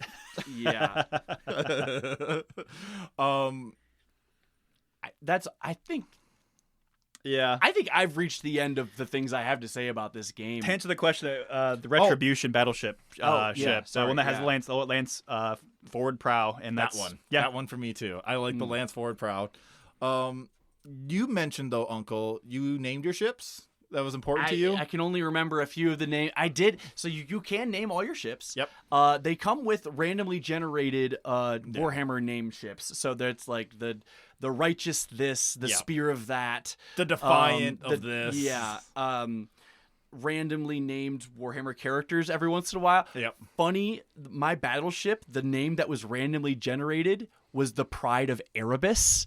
One of the most that doesn't make sense. Evil characters, the most chaos character in all of Warhammer. I should have had an Erebus. An Imperial ship was named that. Yeah, so I renamed all of my ships. Admiral, what is the meaning of this ship's name? I don't understand. I made my so because I wanted to continue with that's kind of tongue in cheek, and that's not tongue in cheek, but that's kind of silly that there's a chaos. So I named my battleship because I gave it a Mechanicus affiliation. That's one thing we didn't mention. You can upgrade your ships with favor from specific factions. The Inquisition, the Navy, the Mechanicus, or Space Marine, specifically the Imperial Fists. Space Marine upgrades will give you increases to your troop values, but not really. Not in a way that matters all that much. The Inquisition upgrade will let you identify an enemy ship before it's in range of you, and it also upgrades the crew values a little bit of every part of your ship.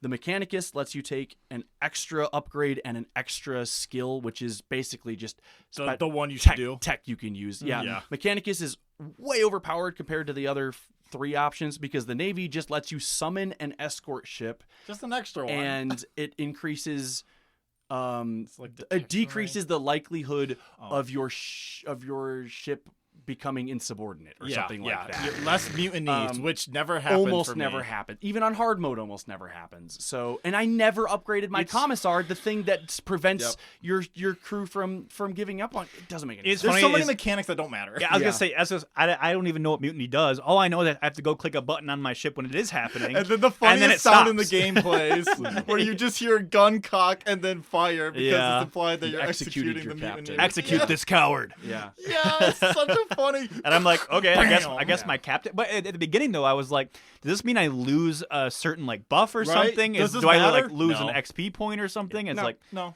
no, you just need to click the button when it pops up. You just need to click the. Oh, you just did need to you- click the execute button. Did you use control groups? No. Oh no. Did you use control groups at all? It was just nice to be able to, because you could then do 1, 2, 3, 4, 5, and then quickly swap to the different ships that you had. I did do that, which made things quite a bit easier to keep track of things. Probably would have been easier to not forget a ship just floating off into space by itself. But You know, that's, It's not explained, I was though. micromanaging the moment to moment of each of my ships so much that I was just constantly switching between I would just them, get like, distracted manually. by Yeah. the aesthetics a lot of times. And Because go, I was- "Ooh." They're really pretty ships to They look are. at. Yeah. It's fun to zoom in and look at these things. It's fun to watch missiles even just Cathedrals in fly. space. Yeah. Yeah. Cathedrals in space shaped like Roman triaries, like the big Yeah. old boats with the Yep. So the names of my ships. Yeah. Oh yeah. Mechanicus battleship, big red battleship. I named it the Crimson King, Hell yeah. which is the nickname for a Chaos Primarch. So I decided to just keep going with that, but it's a big red ship, so Crimson King. Right. The Claw of Cambria, that was a fun one. Cambria? Yeah, I don't even know if that's a place, but it Oh, just okay. sounded good. Yeah. The okay, Hammer of Delos, that was a Ooh. fun one that I just sounded good. The Righteous Retaliation, and what was another one I really liked? I almost never used this ship. It was one of my smaller frigates, but the Triumph of Gratitude. That just sounded so. I was That so sounds satisfied. like an Imperium ship. Yeah, I was so satisfied when I came up with that. I made that my Inquisition ship, one of my Inquisition ships, the Triumph of Gratitude. That's funny. Be thankful. Say thank you. God. Yeah. I love the new American Empire we got here. Yeah. To name, I named 3 of my ships because Uncle did. was giving That's me right. shit for not naming my ships. So I have Horus's Cock, Rogel Dorn's Pussy, and Lehman Russ account. That's a good one. I like the Lehman Russ account because Lehman Russ really does sound like It just is a hedge fund. Yeah. Yeah. I can't get over it, especially when I'm playing fucking Rogue Trader and the one Space Marine's like Lehman Russ. I'm like, oh my god, shut up. Fenris Yolda. Yeah. Very funny. Should we move on to questions? Is it think we're questions ready. time? Yeah. All right, cool.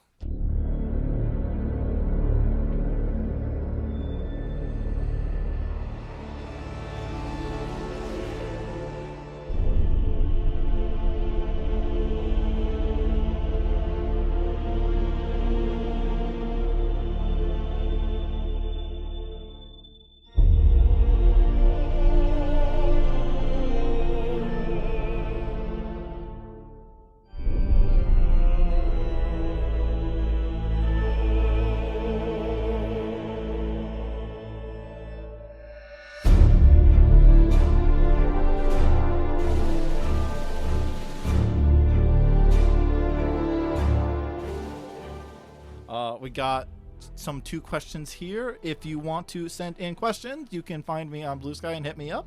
Or if you know me in real life, just ask me. Kind of have a general question from John. John and I did the Claire Obscure podcast. If you all want to check that out, it was a fun time. I have a general question. What is the appeal of playing games in such a dark and hopeless universe? What do players get out of it or take from it? I know nothing of the game in question, but do know how dark generally the Warhammer series is. So this is kind of just like a why indulge in Warhammer at all, because it's such a dire and bleak place. For me, the resident Warhammer nut, I think first and foremost, aesthetics. The pure, bleak, grim, dark, Catholic-coded aesthetic just hits something in my brain. My weird, miserable, Gothic, Catholic, colored childhood. It hits something for me aesthetically, but I think it is the utter bleakness. What if everything did just get astronomically worse forever? I don't know what it is about that, but It resonates with you for some reason. it sure resonates with me. It just feels like the most, as silly as Warhammer is, it in many ways feels like the most realistic depiction of the future to me of all sci-fi, just because shit would just get utterly more bleak forever. I really kind of do feel that way a lot of times, especially when we look at far future technology, far future culture, far future government. I want to say I'm a hopeful person, an optimistic person. I try to be, but it just feels like the future that we're bound for in a lot of horrifying ways. Thankfully, magic's not real, so no, we're not. Science, though, there's lots of material aspects of the universe we don't know and understand yet, and because they don't, and there's no material consideration to a lot of Warhammer. We'll only learn how horrible things really are as time goes on. Maybe I don't know. Those are all things that speak to me, but I think really beyond anything else for me, it's aesthetics, and it's a universe where you can it's just fight time all the time. I don't know. For me, what has drawn me into Warhammer, actually, I think has been the characters. I like guys. I like a lot of weird, fucked up guys. I like dumb guys. I like smart guys who think dumb guys who think they're smart. I like silliness. And Warhammer is really silly. Like, the things that happen in it, just like, if you just kind of state it plainly. I feel like if some of my part descriptions can be like that for The Lost and the Damned, when I'm just like, here's a summary of what happens. That was goofy. That was goofy to read out loud. Like, that doesn't feel real. This guy got sad because his friend used a Xenos weapon, and they were like, oh, are we still best friends? Like, I just think about that conversation often of, like, these are just, a lot of times, babies. Navigating the universe.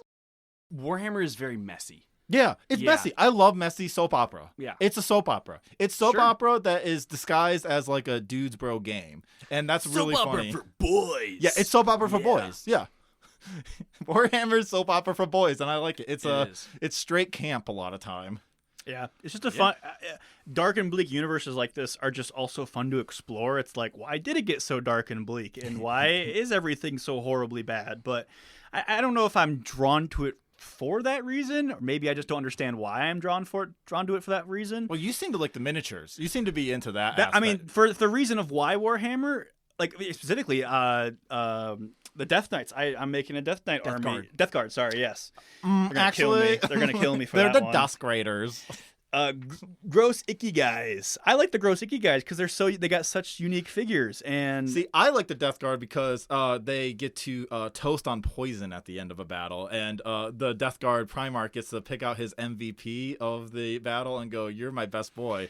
Drink this poison in this goblet. You're gonna be my yuckiest guy now." Yeah, I don't know. It's so funny. I think it's mostly because of how dark and bleak it looks from the get-go. But like you said, it's a really silly universe, actually, and I really enjoy that aspect, that oxymoron of, like, Warhammer is a silly universe. It's to kind of piggyback on that and come back to what I was saying. Yeah. It's why do I like that everything's the worst it could possibly be? The contradictions are the sharpest. Yeah. So, like, something we talk about a lot on The Lost and the Damned is, like, it's pretty fucking obvious how fucked up this universe is if you have even a slightly critical mind. It's fun. It's so funny because it's really fucked up. And it's what's so crazy about the fandom to me is that they will cry until the end of the world that this is satire. It's supposed to show you it's fucked up. It's supposed to show you it's fucked up. And then they'll also praise and worship characters and aspects of the story that are part of that fucked upness. Lord forbid you ponder which Space Marine kissed the best. I'll tell you what, people do not. God. Yeah, it's funny because they'll cry satire parody to the ends of the earth, and then you make fun of it, and they lose their goddamn minds. It is unreal. I got a new batch of comments last weekend. Some people are losing their goddamn minds. They really are. It's one of the most fun things about Warhammer is how utterly contradictory everything about it is. And sometimes it's just sick looking.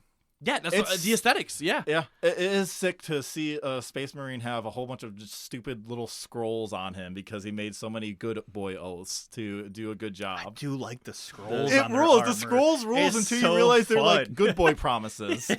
There's their golden stars they Oaths got. of moment. Yeah. I promise to do a really good job today, and I'm gonna do really hard. I'm gonna try my best. It's just their daily journal. It's their daily journal. It's their daily affirmations that they got going on every morning. Yeah.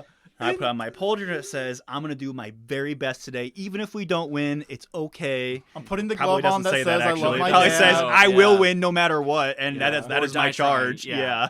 They almost all of them say, I will accomplish the mission that I was assigned to, or I will die trying, just like everyone knows is my job description anyway. Just as everyone else has the same I'm just exact. affirming publicly that I will do my job today. My crew has the Eagles because we all love our dad. It's just stuff like that's just good, and that's why I think like Warhammer's grimness used to put me off a lot because a lot of times it felt like it was just grim to be grim, which to be fair, it is Totally is. And also to be fair, a lot of times it's not like that. Like it's just kind of trash, like in a way that's enjoyable. Like sometimes you just want pulpy, weird sci-fi stuff, and Warhammer really feels this niche. Yeah. Especially when we are now in an era where like a lot of pulpy like comics, zines, all that stuff has just kind of gone away because it doesn't exist anymore. And now big IPs can carve out their own little space.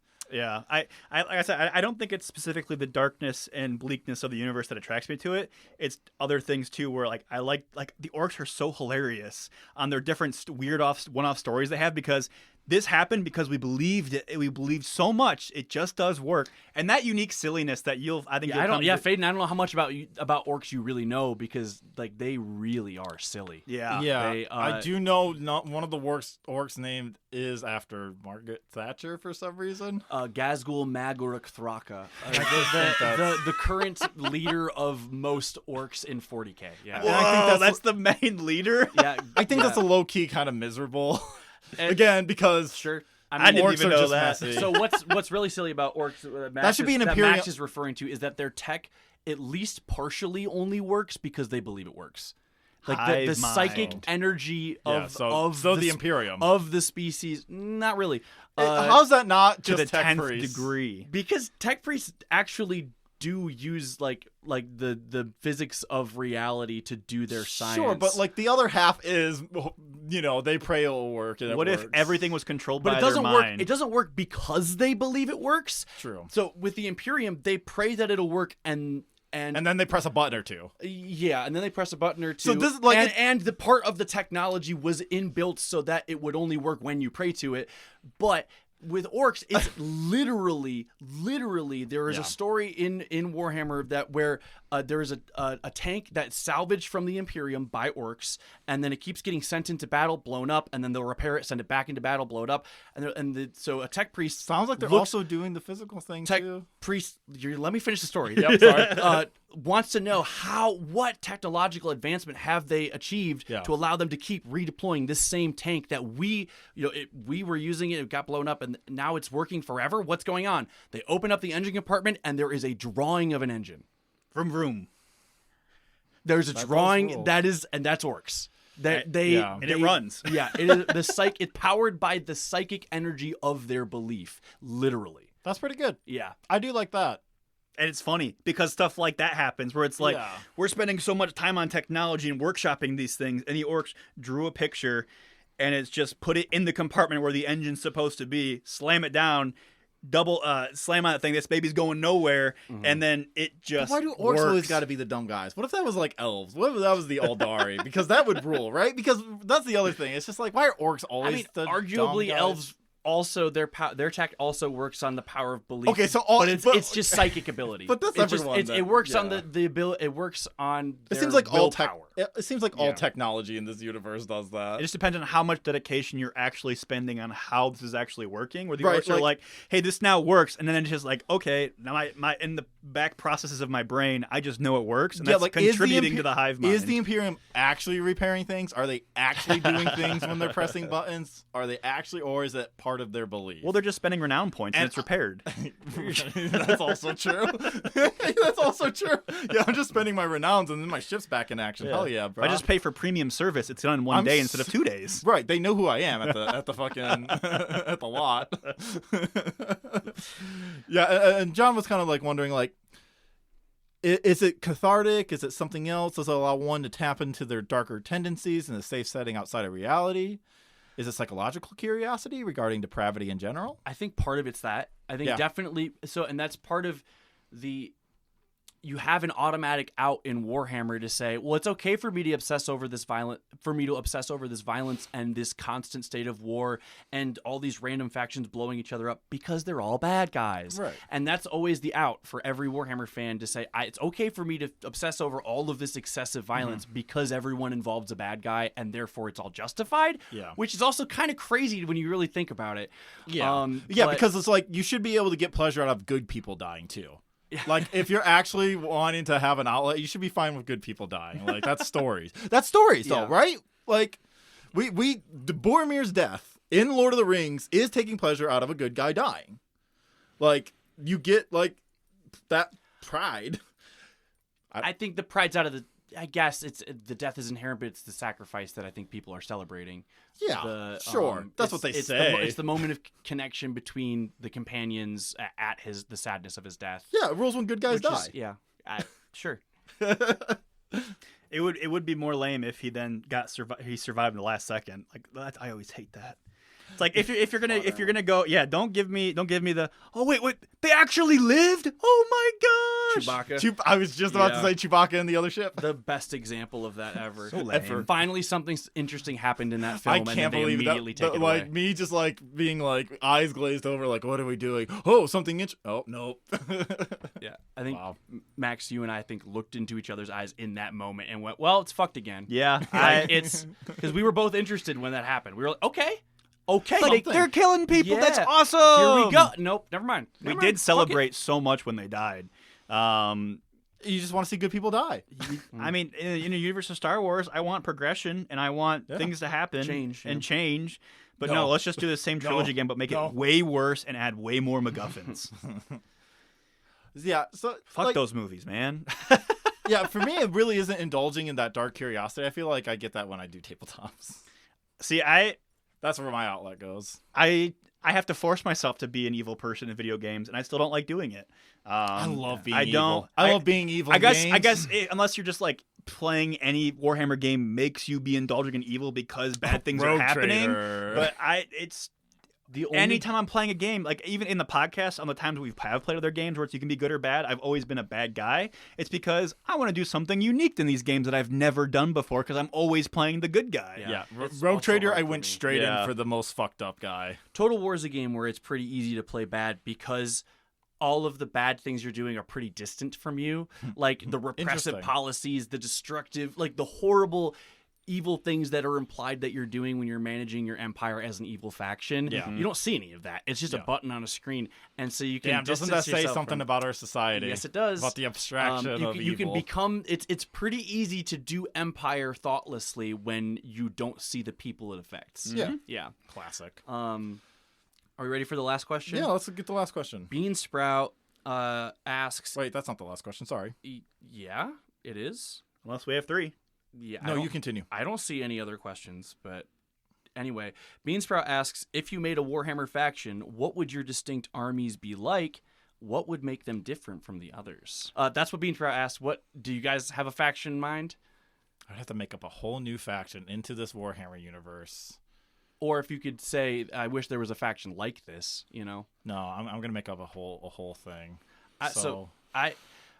Mine is that there is a faction like this in the lore. Yeah. You don't see them in any of the games. You don't see them on the tabletop unless somebody paints a different army like these guys. This would be the faction of Malal or Malice. The 5th Chaos God, which now there are technically, I guess, 8 Chaos Gods.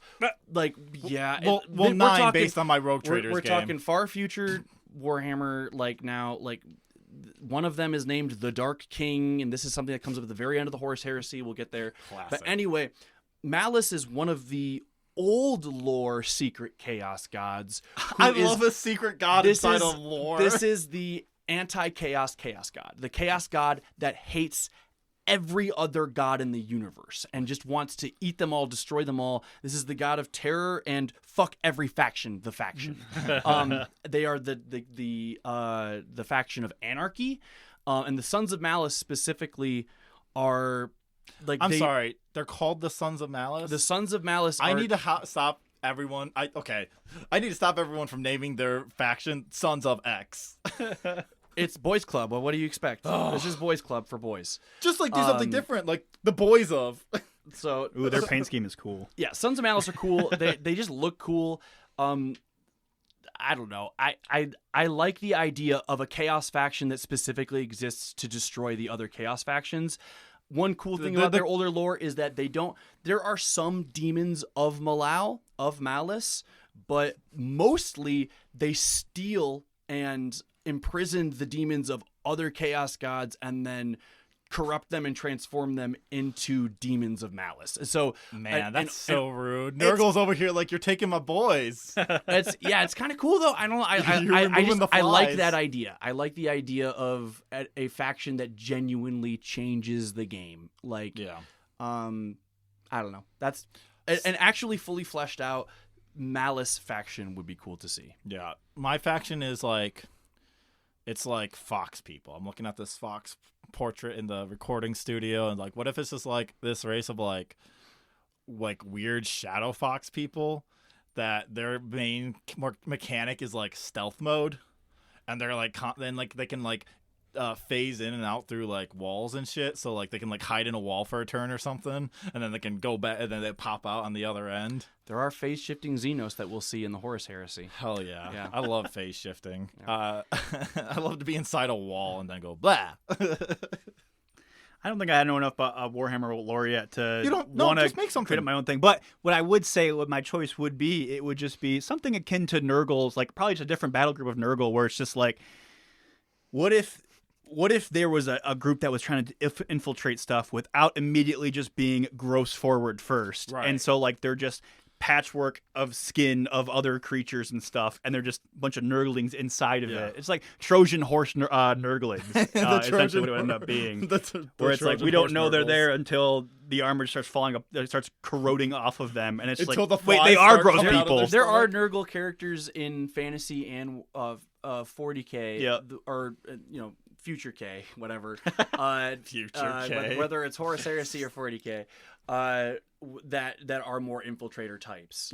Usually they're like doctors that are actually poisoning their patients. That's a common thing to see. Fabius. Fabius does not belong to Nurgle. Oh, I know, but Fabius also is a doctor that poisons his patients. Look, I say genetically modifying someone is poisoning someone in that way. Okay. When it's a genetic modification to make someone scream real good, that's a poison of sorts. Poison of the soul. So there's a mystery question, I guess. There's not a mystery question. Okay. Last question comes in from Hilver. What genre of game would you like to see in the 40K setting? I said this on the Lost in the Dam. I would love a Musu. Just give me a Warhammer Warriors game where you're just playing as a big guy, and the big guys mowing down little guys. What? Like Dynasty Warriors. Like Space Marine? Yeah. Like Dynasty Warriors or like Hyrule Warriors, like a warrior, a Musu game. Make you feel like a guy that can kill a billion people play at as a once, Primarch that you're just like mowing down. It's a good universe for that. So. Honestly, there's 20 characters right there. You got 20 sons. So my what's the word? A mechanic from a game that is an absolute tragedy that has gone from the world now. The Nemesis system that was developed for wow, So my I love that this podcast is pro Nemesis system podcast. Since I first played the Shadow of Mordor and Shadow of War games, what a bad name of both games. I instantly thought this Warhammer. This would be so good for Warhammer. And so specifically, tying back to my answer to my previous question, a Sons of Malice character who is recruiting or a Black Legion character, because Black Legion also kind of does this in 40K. Okay. So Abaddon's faction. Oh, okay. Somebody who is trapped on a hell planet. So a planet that's been consumed by the warp to some degree. So there's demons everywhere. Yeah. Usually this is where you'll find lots of Space Marine, like somewhere in the Eye of Terror, which is a place. It was mentioned in this game. Yeah, it's a place where the warp has intersected with the material world. The veil has broken. A planet there. The chaos is in. A planet there where there are lots of demons and lots of Chaos Space Marines from different factions running around could use largely the same mechanics as the new Space Marine games. Like, it would play almost identical to those.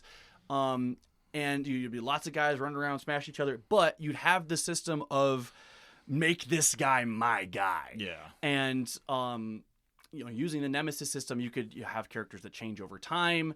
I failed to recruit him this time, and now he's stronger next time. And you could do the same thing with demons, because the demon binding is a very important aspect of Warhammer. And I don't know. I think that would be cool.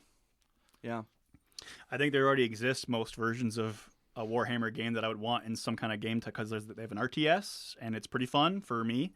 But would you want a different type of RTS? Would you want a different perspective, like a Titans RTS, where you have like big giant like mech units? There is one. I don't know how good it is, but there is one. Okay. Yeah, but like the Dawn of War games is what I would want, and they have that, and it's enough for me to be happy on that. I guess like the only other type of games that I really enjoy are like action adventure or RPG games. Yeah, like, imagine an action adventure RPG of Warhammer. Yeah, Trader. I think it worked pretty you, well. Well, not action though. Specifically, like Dread Delusion style. style. Okay. Yeah, specifically like Dread Delusion or like a Soulsborne game like that. I don't know how well. A Soulsborne game would work because they do stop using guns all the time in favor of the chainsword.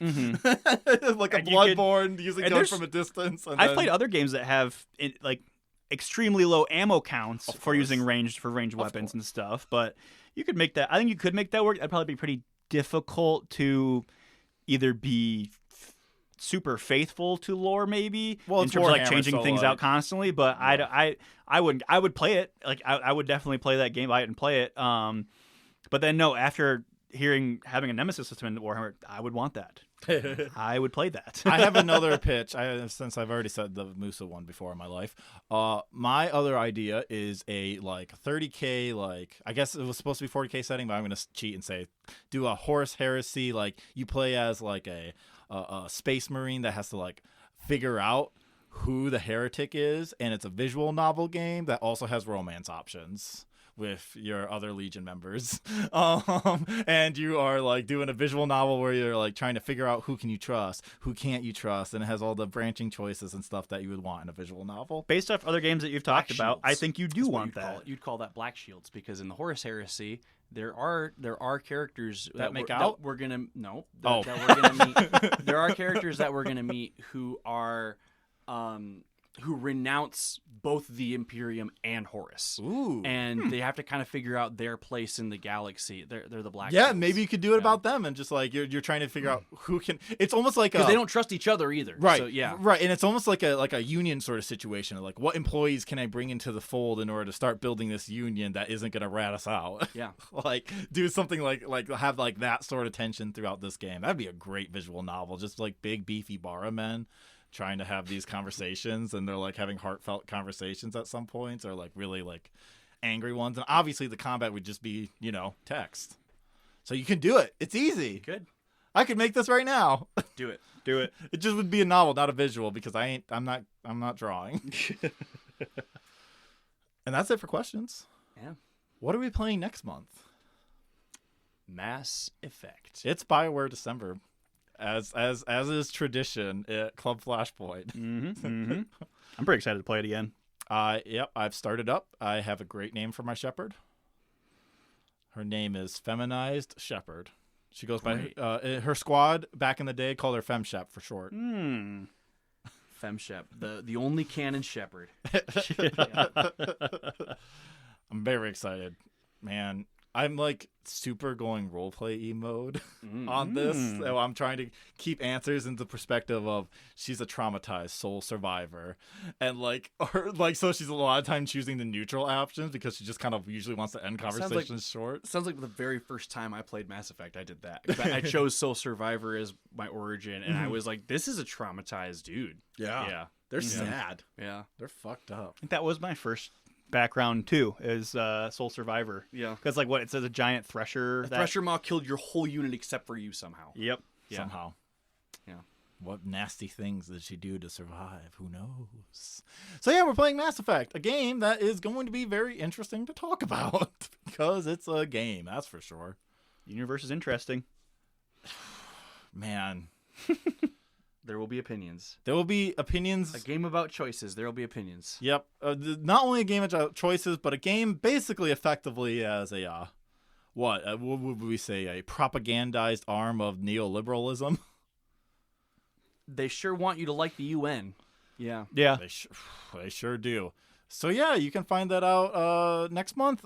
Some plugs. Listen to the Lost and the Damned podcast with me and Uncle. As you've heard, many references to it. If you dare, you might get triggered, snowflakes. Yeah. It's really funny watching people react to it. It's honestly, I knew it was going to happen, but I was not prepared for the mild meltdowns we have been creating. yeah, I don't know how much of this is us, but going into meme forums after we post an episode, like within a week after we post an episode, the more right-wing meme forums that are related to Warhammer just exclusively focus on whatever topic we focused on in that chat. So like the last one, I have seen nothing but memes about how Warhammer is satire of fascism. It's not celebrating fascism. I swear it's not celebrating fascism, guys. Yeah, I had someone really pissed that we just, take for granted they're homosexual, but balk at the fascism. I'm like, what the fuck? Yeah, what? Yeah. I don't think you're listening. Man, it's weird to have a podcast where you're like, I don't think you're listening. I don't think you're listening to the words we say. Yeah. Warhammer is so fun. It's fun for everyone. Do you two have anything to plug, promote, shout out? Keep right, accept to pass, and make sure to zipper merge properly. Describe that's a good one. How to zipper merge properly. Can you give us the breakdown? Stay in both lanes until you have to go into one lane. Yep. Extend the length of time that you're using most amount of asphalt to get the most amount of cars to the direction, and then only, which is usually like 100 meters of construction where the lane is actually closed, take turns. Do not merge until you have to merge and take turns. Left, right, left, right. Yep. And do not police traffic. Don't Don't drive in the middle of the goddamn fucking road. Yeah. It's because it does not speed things up for everyone to merge faster. It literally creates the traffic jam when you merge too early. Yeah. That's what creates the traffic jam. And I know it's annoying to watch people speed by in the left lane, but that could be you. Yeah. And if everybody did it, there wouldn't be an angry lane. It would just be we just doing things normally. Also, can we please get signs out there during construction saying zipper merge? Don't just assume people know what zipper merge is. That's a good point. It's not really taught very well in driver's ed because you're 16, here's your driver's license. Yeah. Well, I guess so. Here's my plug to follow up on that. Why the hell don't we continue to driver's test people? This is a plug more of a rant. Why don't you? Well, yeah. I mean, I had a guy almost run into me today on the ride over. This is something people need to know. He didn't turn his blinker on and just started merging lanes, and I was there. And why don't we have, like, every time you renew your license, why don't you have to retest? Yeah. I have no other certification using life or death machinery works that way. I have a few people in my life that I love dearly that I wish had to test every year. Yeah. I know, and like, I'm sure the thing people always think is, the elderly, which is definitely the case. People their reaction time slows down, their sight goes down, all of their sensory abilities and speed and reaction time go down as you get older. So that's all things worth retesting. But there are young people with all their physical, mental faculties at maximum ability who just have no idea how to fucking drive. Yep.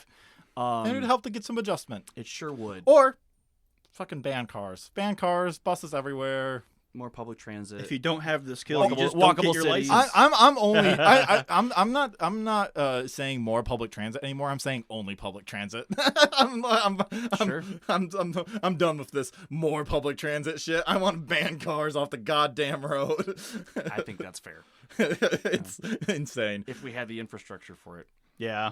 We don't. I like my car because we don't. I am so excited to talk about the best car in video games next month, the Mako. And I hope to see you all then. Right, the Mako. Sorry. Bye. Bye.